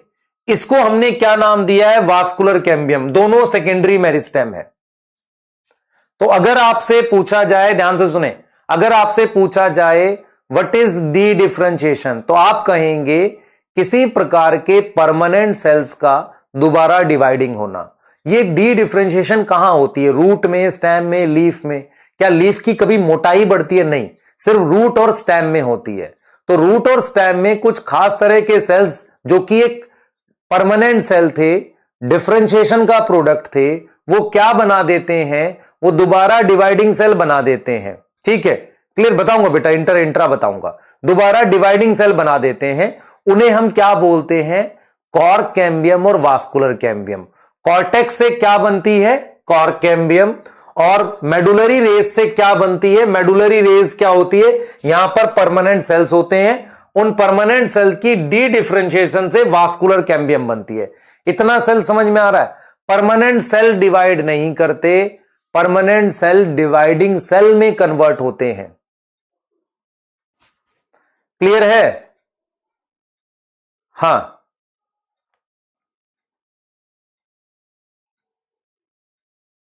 बेटा रूट ऑक्सीजन लेती है, वहां एयर की फॉर्म में होती है। रूट के आसपास सिर्फ पानी नहीं होता, ऑक्सीजन भी होती है। क्लियर? देखें ध्यान से, इसका मतलब, इधर देखो बेटा, फोकस करो, थोड़ा सा फोकस करो, जल्दी से बता देते हैं। इसका मतलब यह हो गया, ध्यान दो बेटा, फोकस करो, क्या बता रहे देखो। इसका मतलब यह हो गया, देखो इधर, इसका मतलब यह हो गया, आपके पास ये स्टेम है, दिस इज स्टेम, ठीक है, ये रूट है, दिस इज रूट, और यहां पर मान लो मैं लीफ बनाता हूं, ये लीफ है, ठीक। अगर मेरे पास, ध्यान दो बेटा, मेरे पास ये है, मेरे पास 2 डिवाइडिंग सेल की लेयर, एक यहां और एक यहां, ऐसे होती हैं। ये रूट में भी होंगी ऐसे, ठीक है, रूट में भी होंगी। क्या लीफ में होंगी? नहीं, लीफ में नहीं होंगी। तो मेरे पास स्टेम और रूट, अब इनकी पोजीशन देखो, क्या पैरेलल सिलेंडर जैसी नहीं है? इनकी पैरेलल सिलेंडर जैसी है ना। तो बाहर वाली को हम क्या नाम दे रहे हैं? कॉर्क कैम्बियम, और अंदर वाली को क्या नाम दे रहे हैं? Vascular cambium. अच्छा, जब हम अंदर वाली को ध्यान से देखते हैं, ध्यान से देखो बेटा, अंदर वाली को, लेयर को जब हम ध्यान से देखते हैं तो मुझे कुछ ऐसा दिखता है। ध्यान से देखना बेटा, मुझे कुछ ऐसा दिखता है। ये देखो, ये अंदर वाली वास्कुलर कैम्बियम है। मेरे पास, मैंने यहां फ्लोएम बनाया, ये जाइलम है। ध्यान से देखो बेटा, मैंने ऐसे बनाया, ये this is phloem, this is xylem, this is phloem, this is xylem, this is phloem, this is xylem, this is phloem, this is xylem. मेरा पॉइंट यह है कि ये वाली जो लेयर थी, ये वाली जो लेयर थी, ये पहले से डिवाइडिंग थी। ऐसा नहीं था कि ये बाद में डिवाइडिंग सेल्स बने, ये पहले से डिवाइडिंग सेल्स थे। ये वाले सेल्स जो थे, ये पहले से डिवाइडिंग थे। ये वाले जो सेल्स हैं, ये बाद में बने हैं बेटा, ये पहले से डिवाइडिंग नहीं थे। ये वाले जो हैं मेरे पास, ये बाद में बने हैं डिवाइडिंग। ये वाले बाद में डिवाइडिंग बने हैं, ये वाले तो मैं क्या करता हूं, इस कंप्लीट रिंग को, this complete ring is vascular cambium, this complete ring, इसको वास्कुलर कैम्बियम लिखता हूं। क्या लिखता हूं? वास्कुलर कैम्बियम लिखता हूं। ध्यान से सुनना बेटा, इसमें जो फ्लोएम और जाइलम के बीच में है, इसको इसको इसको इसको मैं क्या लिखता हूं? Intrafascicular cambium. इंट्राफेसिकुलर कैम्बियम लिखता हूं। इसको क्या लिखा? इंट्रा। और ये शुरू से डिवाइडिंग थी, इसका मतलब ये प्राइमरी होती है। इनके बीच में डिवाइडिंग सेल पहले से होते हैं।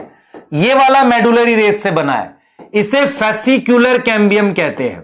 तो फेसिकुलर कैम्बियम बाद में बना है बेटा, इसको हम सेकेंडरी कहते हैं। एक्चुअल में ये वाली होती है सेकेंडरी मेरिस्टेम। तो एनसीईआरटी गलत नहीं है, एनसीईआरटी 100% ठीक है, जो क्या बोल रही है कि देखो भाई, कॉर्क कैम्बियम 100% सेकेंडरी होती है।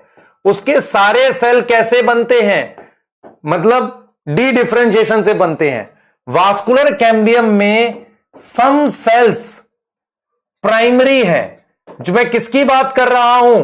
फ्लोएम और जाइलम के बीच में। और कुछ ये जो बने, ये मेडुलरी रेस से बने, ये मेडुलरी रेस से बने। क्या आपको समझ में आ रहा है? ये दो रिंग है बाहर अंदर, एक है कॉर्क कैम्बियम और एक है vascular cambium. Vascular cambium phloem और जाइलम के बीच की ये वाली पहले से डिवाइडिंग थी। ये अभी डिवाइडिंग नहीं बनी, ये पहले से डिवाइडिंग थी, इसीलिए इसको प्राइमरी मेरिस्टेम कहते हैं, दिस वन। लेकिन ये वाली ये बाद में बनी है डिवाइडिंग, क्योंकि ये बनी है डी डिफरेंशिएशन से। इसे हम क्या बोलते हैं बेटा? इसे हम क्या बोलते हैं? सेकेंडरी बोलते हैं। तो आप अगर एनसीईआरटी पढ़ोगे तो एनसीईआरटी क्या लिखता है? सेकेंडरी मेरिस्टेम में कॉर्क कैम्बियम और फेसिकुलर कैम्बियम। तो this one is fascicular, this one is fascicular, this one is fascicular, और इस वाले को क्या बोलेंगे? इंट्राफेसिकुलर। तो अगर मैं आपको जनरली बताऊं, सही से बताऊं, वास्कुलर कैम्बियम 100% सेकेंडरी नहीं है। क्लियर है?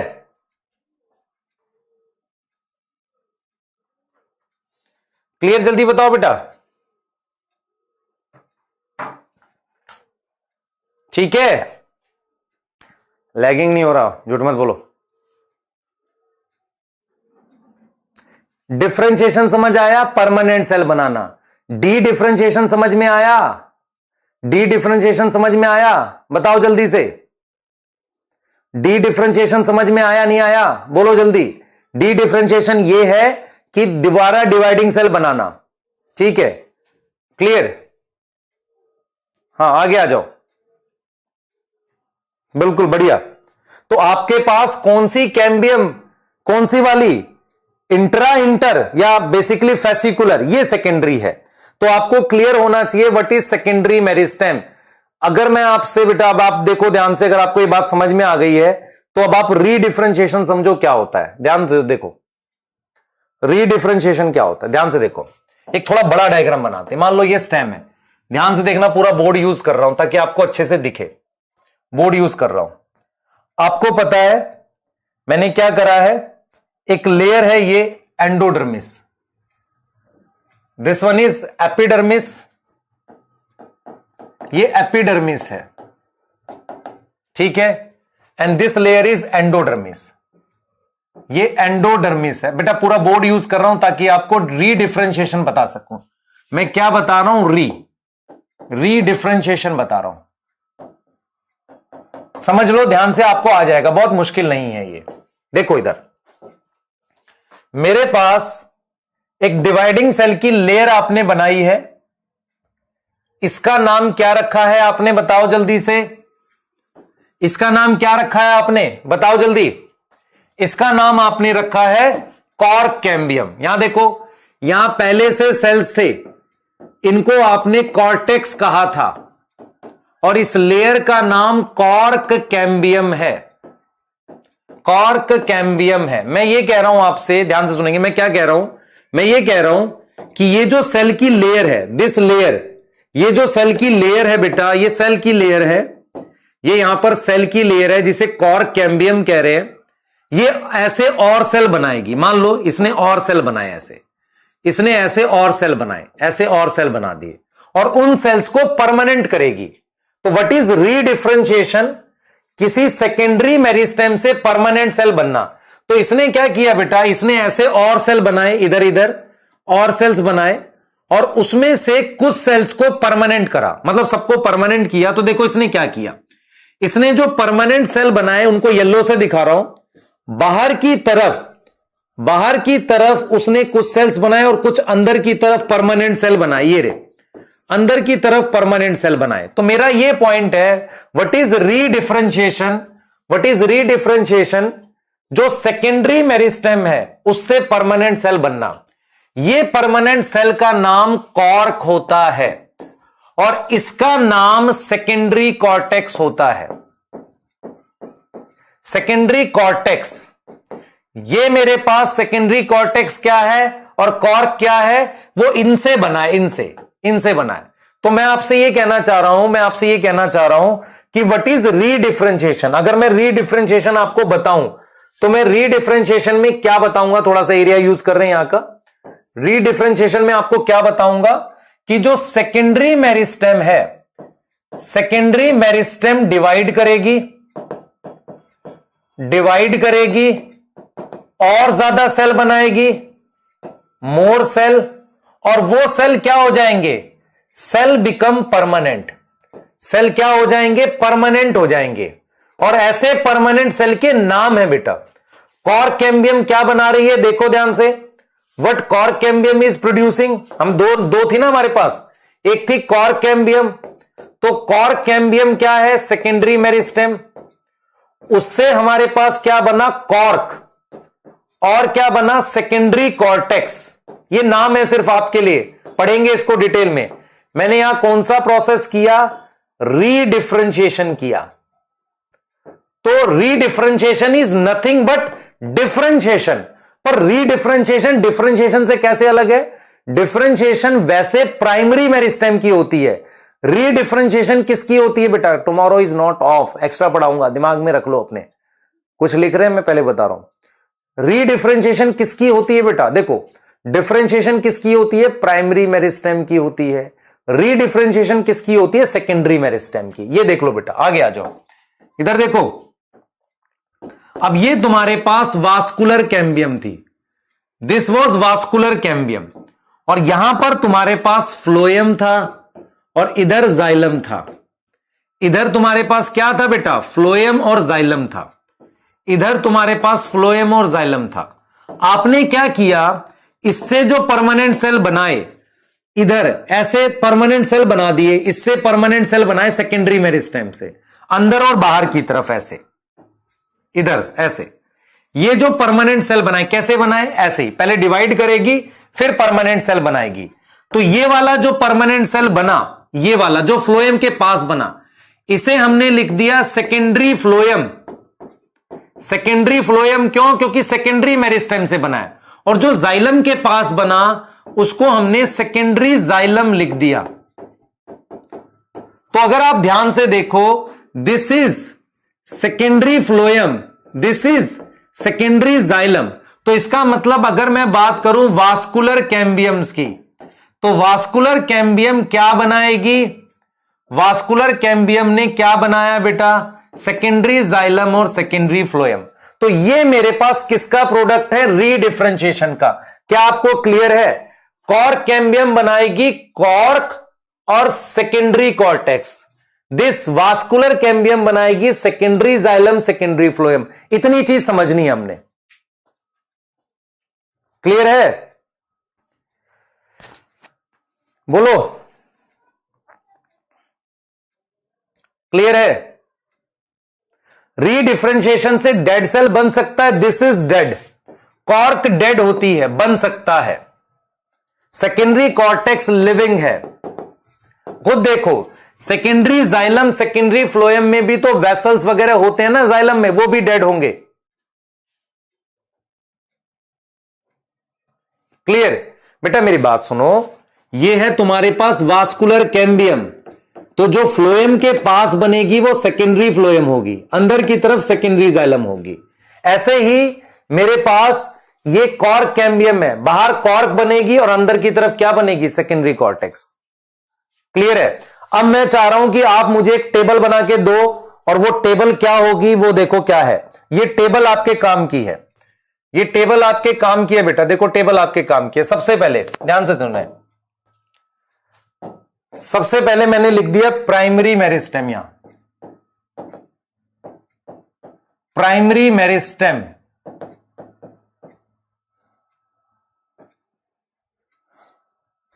मैं यहां नाम लिख रहा हूं, मैं यहां लिख रहा हूं undergo,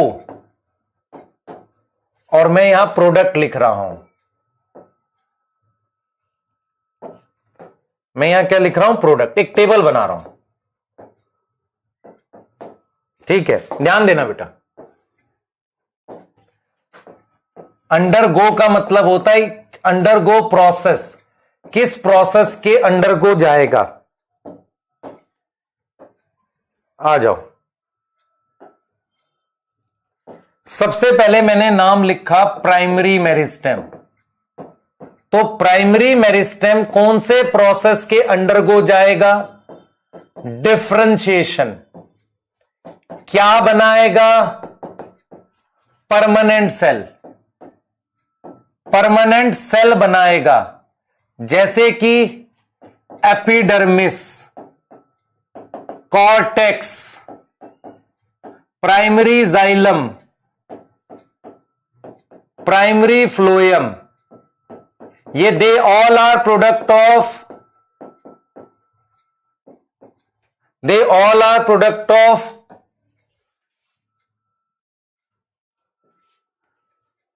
clear, they all are product of क्या है, अब differentiation, permanent cell, primary meristem. Clear है? Epidermis, cortex, primary xylem, primary phloem, ये चीज है बेटा, ये चीज है।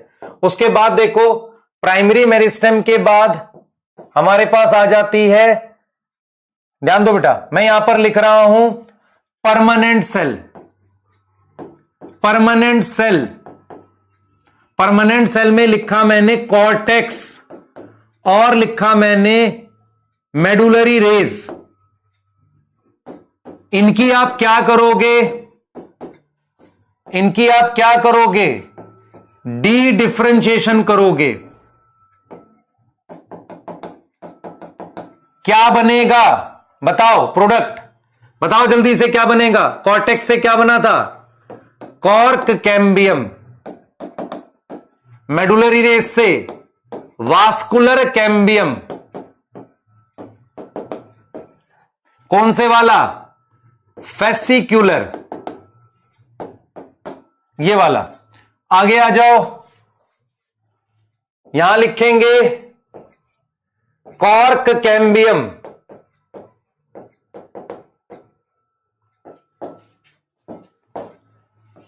अंडरगो क्या होगा, रीडिफरेंशिएशन। क्या बनाएगा, कॉर्क बनाएगा, सेकेंडरी कॉर्टेक्स बनाएगा। फिर हम क्या लिखेंगे यहां, वास्कुलर कैम्बियम लिखेंगे, और यहां क्या लिखेंगे, रीडिफरेंशिएशन लिखेंगे। ठीक है, यहां क्या बनाएंगे, सेकेंडरी जाइलम। इस टेबल में क्या नहीं समझ आया आपको,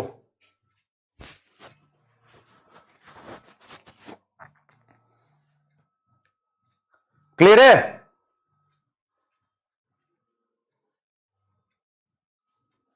फातिमा बेटा प्लीज नो सजेशन ना, कि क्लास नहीं है ये सब मुझे मत दो सजेशन, है ना। आप यही चीज अगर मैं आपका एक महीना उसमें करा दूं, अगस्त में सिलेबस करा दूं आपका, सितंबर में बताओ, तो आप कहोगे नहीं नहीं सर पहले पहले करा दो। अच्छा फिर कैसे करा दूं, 5 चैप्टर छोड़ दूं, नहीं नहीं सर सारा करा दो। फिर कैसे करा दो, टॉपिक छोड़ दो, नहीं सर सारा करा दो। जल्दी जल्दी करा दो, समझना है, नहीं सर सारा समझ में आना चाहिए। फिर क्या करें बेटा, हमारी जो ये फैंटेसी होती है ना, हमारे दिमाग में चलता रहता है शायद कोई ऐसा मेडिकल कॉलेज हो जहां 200 नंबर में भी एडमिशन मिल जाए, जहां जिसके बारे में कोई बच्चा ना जानता हो और हमें ही पता हो, ये बेटा सब झूठ है। अच्छा मेडिकल कॉलेज सब जानते हैं, उसकी कट ऑफ ज्यादा ही रहती है। ठीक है बेटा। हाँ, ये जो झूठ बातें हैं ना जो तुम्हारे दिमाग में चलती रहती हैं, शायद कोई ऐसा सब्जेक्ट हो जिसमें कम पढ़ाई करने से काम चल जाए, बिना फॉर्मूला लगाए आंसर आ जाए, ऐसा कोई पेपर मिल जाए, ऐसा कोई होता नहीं है बेटा। हाँ, दिमाग में रखना अपने। क्लियर है? ऐसा होता नहीं है, रियलिटी नहीं है ना, ये सब झूठ बातें हैं। आ जाओ डेवलपमेंट पढ़ेंगे। डेवलपमेंट देखो भाई, डेवलपमेंट क्या होता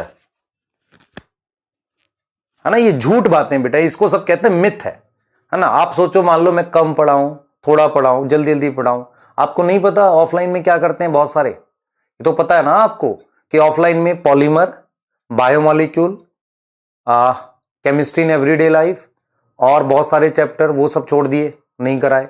बायो में इकोलॉजी छोड़ दी पूरी पूरी, माइक्रोब्स नहीं पढ़ाया, स्ट्रेटेजीज नहीं पढ़ाया।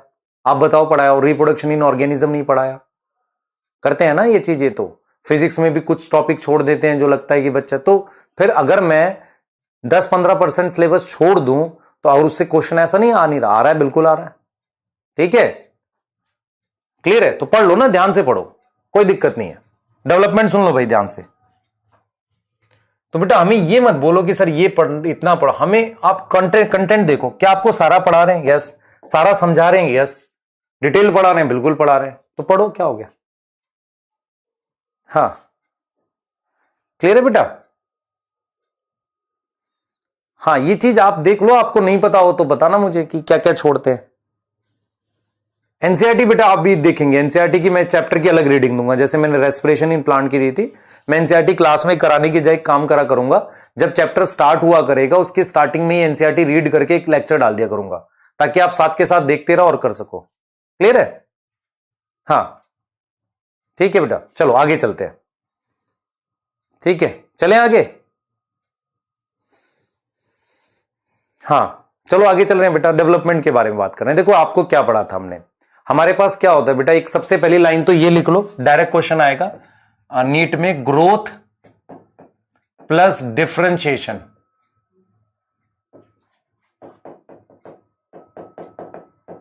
ठीक है, प्लस सेनीसेंस। सेनीसेंस होता है ग्रो ओल्ड। उन सबको हम क्या बोलते हैं? डेवलपमेंट बोलते हैं। उन सबको क्या बोलते हैं? डेवलपमेंट बोलते हैं।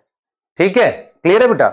अब सतीश सर सुबह 8 बजे उठ के पढ़ा रहे हैं आपको, तो उसके लिए 7 बजे तो उठते होंगे। सुबह ठंड में बेचारे दुखी हो रहे हैं, 1 घंटा एक्स्ट्रा पढ़ा रहे हैं। आप समझो ना इस चीज का मतलब क्या है। टीचर आपको पढ़ाना चाह रहा है, वो चाह रहा है कि आपका सिलेबस अच्छे से हो, तो उसको मेहनत करो। देखो पहले सुन लो ध्यान से, कोई चैट नहीं करेगा, आप सुनेगा मेरी बात ध्यान से। What is development? डेवलपमेंट का मतलब होता है किसी भी प्लांट में होने वाले सारे चेंज को डेवलपमेंट कहते हैं। कौन से चेंज? जैसे मान लो मैं सीड ले लेता हूं, सीड में सीड जर्मिनेशन डेवलपमेंट का पार्ट है, बिल्कुल है सर। सीड ग्रो किया वो डेवलपमेंट का पार्ट है, हाँ सर बिल्कुल है। उसके बाद सीड में फ्लावर आना डेवलपमेंट का पार्ट है, हाँ। फ्लावर आने के बाद प्लांट मर जाना डेवलपमेंट का पार्ट है क्या? बिल्कुल है। तो किसी भी प्लांट में या किसी सिंगल सेल में होने वाले सारे चेंज को हम डेवलपमेंट कहते हैं। तो डेवलपमेंट में सब कुछ आ जाता है। तो what is development? Development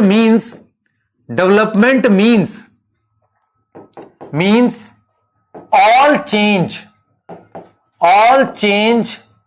occur in plants, all change occur in plants, है ना? all change occur in plants, उसको हम क्या बोलते हैं? all change occur in plant को हम क्या बोलते हैं? डेवलपमेंट बोलते हैं। और इसको हम ये भी लिख सकते हैं, आप समझना ध्यान से, डेवलपमेंट को हम ये भी लिख सकते हैं और हम ये लिख सकते हैं जैसे इन प्लांट डेवलपमेंट। अच्छा ये छोड़ दें, ये डेवलपमेंट हो गया है ना, इन प्लांट और सेल। तो जैसे अगर मैं प्लांट की डेवलपमेंट की बात करूंगा तो मैं क्या लिखूंगा? देखो प्लांट डेवलपमेंट की अगर मैं बात करूं तो मैं यहां पर क्या बात करूंगा, सुनो ध्यान से। प्लांट डेवलपमेंट की जब मैं बात करूंगा तो सबसे पहले लिखूंगा सीड का जर्मिनेशन होना, तो स्मॉल प्लांट बन गया। तो इसका मतलब मैंने यहां पे कौन सा प्रोसेस किया? जर्मिनेशन करी।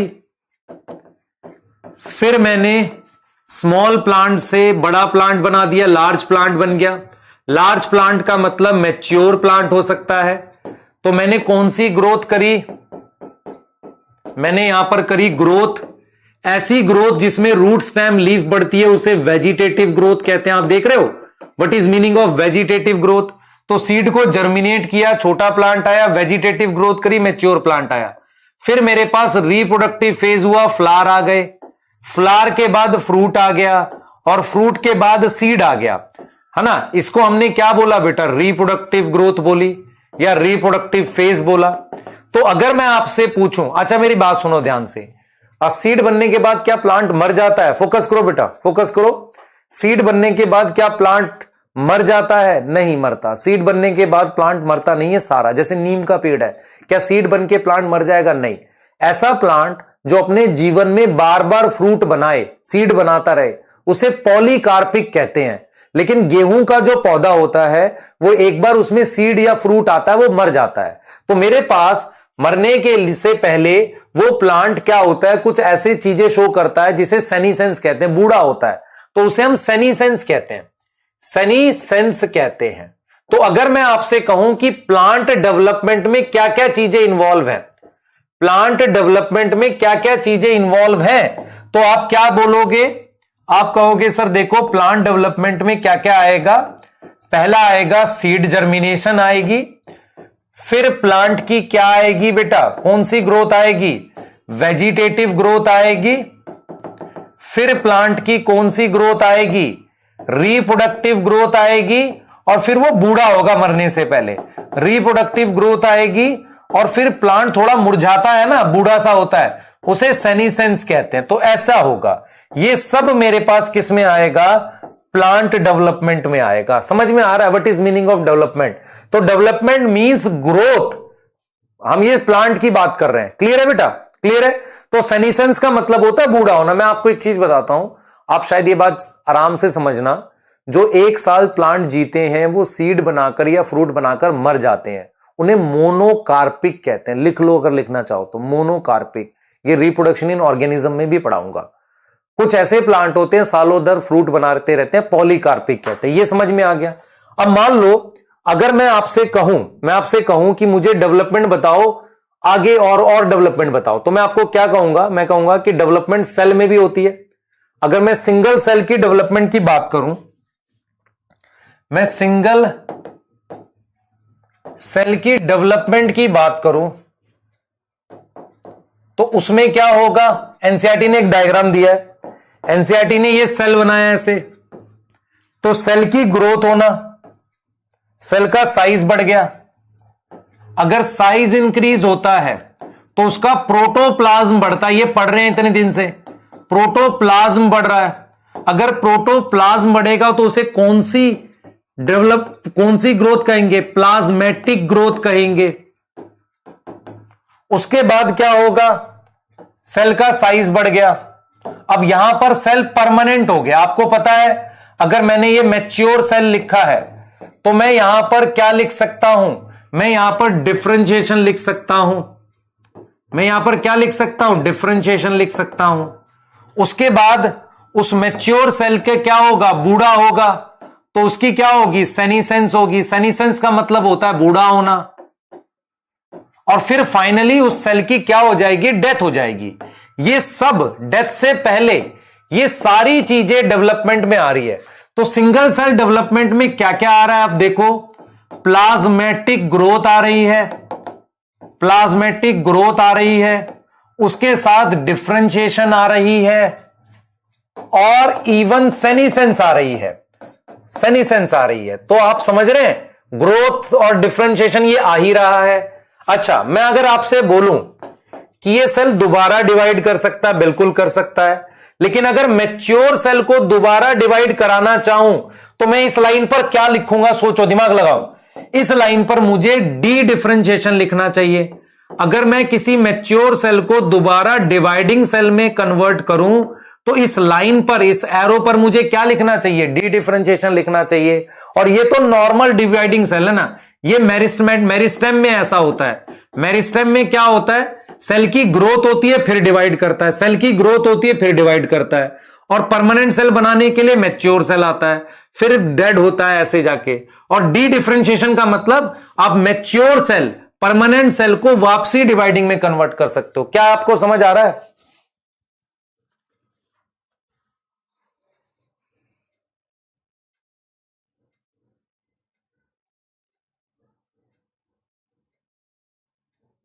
क्लियर है बेटा?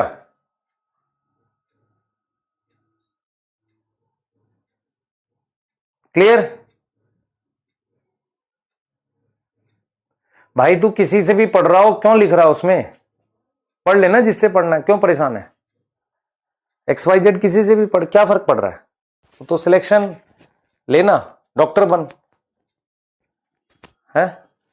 हाँ, नहीं बना तो ना मैं मिलने का ना वो टीचर तुझसे मिलने का, बस बात खत्म होगी। ठीक है, पढ़ाई करना बेटा, हमें क्या फर्क पड़ता है कहां से पढ़ रहा है, मेरे लिए तो खाली पढ़, वो इंपॉर्टेंट है। ठीक है, हाँ समय लगेगा बेटा, अभी सही चीज समझने में भी समय लगेगा, ऐसा थोड़ी है। हाँ, मेन सिलेक्शन करना, क्यों परेशान है? बिल्कुल।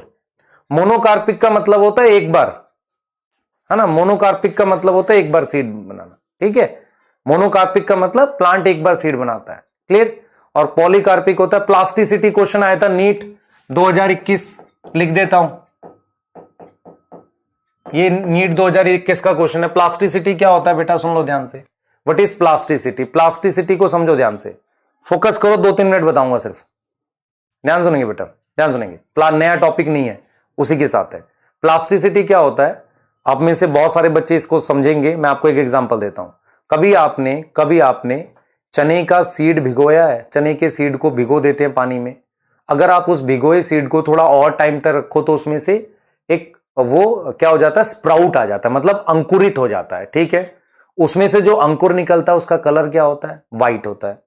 जब वो ग्रो करके आगे बढ़ता है, वो जो चीज आगे बढ़ती है, अगर आप उसको डार्क में रख दो, ध्यान सुनेंगे, डार्क में रख दो, तो डार्क में रखने के बाद मतलब आप क्या करो, उसमें से वो निकल गया, मतलब बेसिकली प्लांट जैसा कुछ निकल गया, आप उसको डार्क में रख दो, तो डार्क में रखने के बाद क्या होगा, उसकी ग्रोथ तो होगी, पर जो प्लांट का जो हिस्सा पार्ट निकला है ना, वो व्हाइट रहेगा। लेकिन अगर आप उसको लाइट में रखोगे, वो जो छोटा सा चने में से निकला है, उस पर कलर आता है ग्रीन कलर। मेरा पॉइंट ये है, व्हाट इज प्लास्टिसिटी? प्लास्टिसिटी का मतलब है अलग अलग एनवायरमेंटल कंडीशन में प्लांट का अलग अलग बिहेवियर, या प्लांट डिफरेंट जो फेज है लाइफ के, उसमें अलग तरीके से बिहेव करता है। What is plasticity? प्लास्टिसिटी का मतलब होता है अलग अलग कंडीशन में अलग अलग तरह का बिहेवियर, उसे हम प्लास्टिसिटी कहते हैं। सुन लो ध्यान से, प्लास्टिसिटी कहते हैं। शायद आपको मेरी बात समझ नहीं आई। आप चना जो होता है, चने को जब आप भिगो देते हो तो उसमें से ऐसे व्हाइट कलर का कुछ निकलता है, अगर उसको आप लाइट में रखोगे तभी उसमें क्लोरोप्लास्ट डेवलप करता है, ग्रीन आता है। और अगर आप उसको डार्क में रखोगे तो उसमें बेटा वो व्हाइट ही रह जाता है, वो व्हाइट रह जाएगा डार्क में। मेरा पॉइंट सिर्फ इतना है, मैं आपको ये कह रहा हूं व्हाट इज प्लास्टिसिटी। प्लास्टिसिटी का मतलब ये है कि जो प्लांट है, plant behave differently in different environment condition. कैसे? Condition by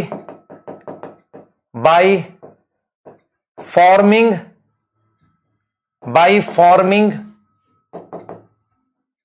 different morphological structure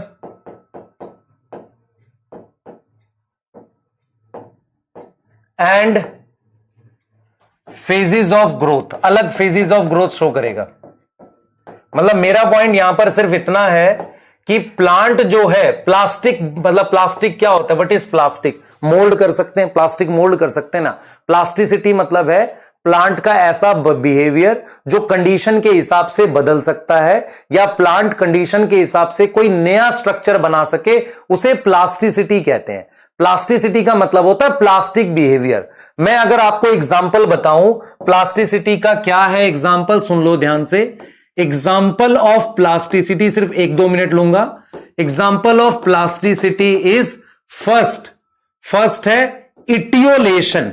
ये क्वेश्चन प्रीवियस ईयर में आया है और अगर आ गया तो आपको दिक्कत हो जाएगी। इटियोलेशन का मतलब होता है कि seed remain white, new plant, या मैं लिखूंगा न्यू सीडलिंग रिमेन वाइट किसमें? In absence of light. में इसकी बात कर रहा हूं, एब्सेंस ऑफ लाइट। इसे ऐसे सीड को, इस वाले सीड को इसे इटियोलेटेड सीड कहते हैं। This is known as etiolated seed. मतलब मैंने आपको क्या समझाया? मैंने समझाया कि अगर लाइट मिलती, लाइट नहीं मिली तो ये ऐसे बन गए, लाइट मिलती तो हरा रंग आता। इसका मतलब बिना लाइट के क्लोरोप्लास्ट डेवलप नहीं होता। समझ लो इस बात को। तो इटियोलेशन क्या होता है? इटियोलेशन होता है, ये नहीं है एनसीईआरटी में, प्रीवियस ईयर के क्वेश्चन में मिलेगा। बताना सर मिला हमें। मैं हर वो चीज कवर करूंगा जो पीवाईक्यूज में आ रखे हैं और जरूरी हैं। तो इटियोलेशन का मतलब होता है, आप खुद से सुनो, चने का सीड भिगो दो, करके देखना, भिगो के रखोगे तो क्या होगा, सुनो ध्यान से, होगा क्या?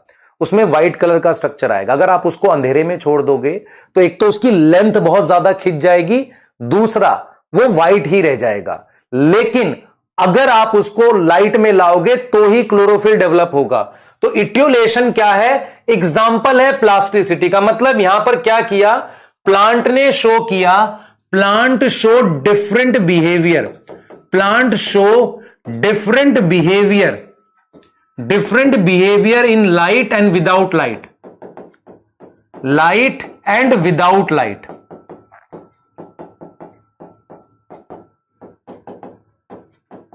क्लियर है? तो प्लांट शो करता है डिफरेंट बिहेवियर लाइट और विदाउट लाइट में, उसे हम इटियोलेशन कहते हैं। उसे हम क्या बोलते हैं? इटियोलेशन कहते हैं। क्लियर हो गई बात? उसे हम इटियोलेशन कहते हैं। सेकंड हमारे पास क्या हो गया? फर्स्ट हो गया इटियोलेशन।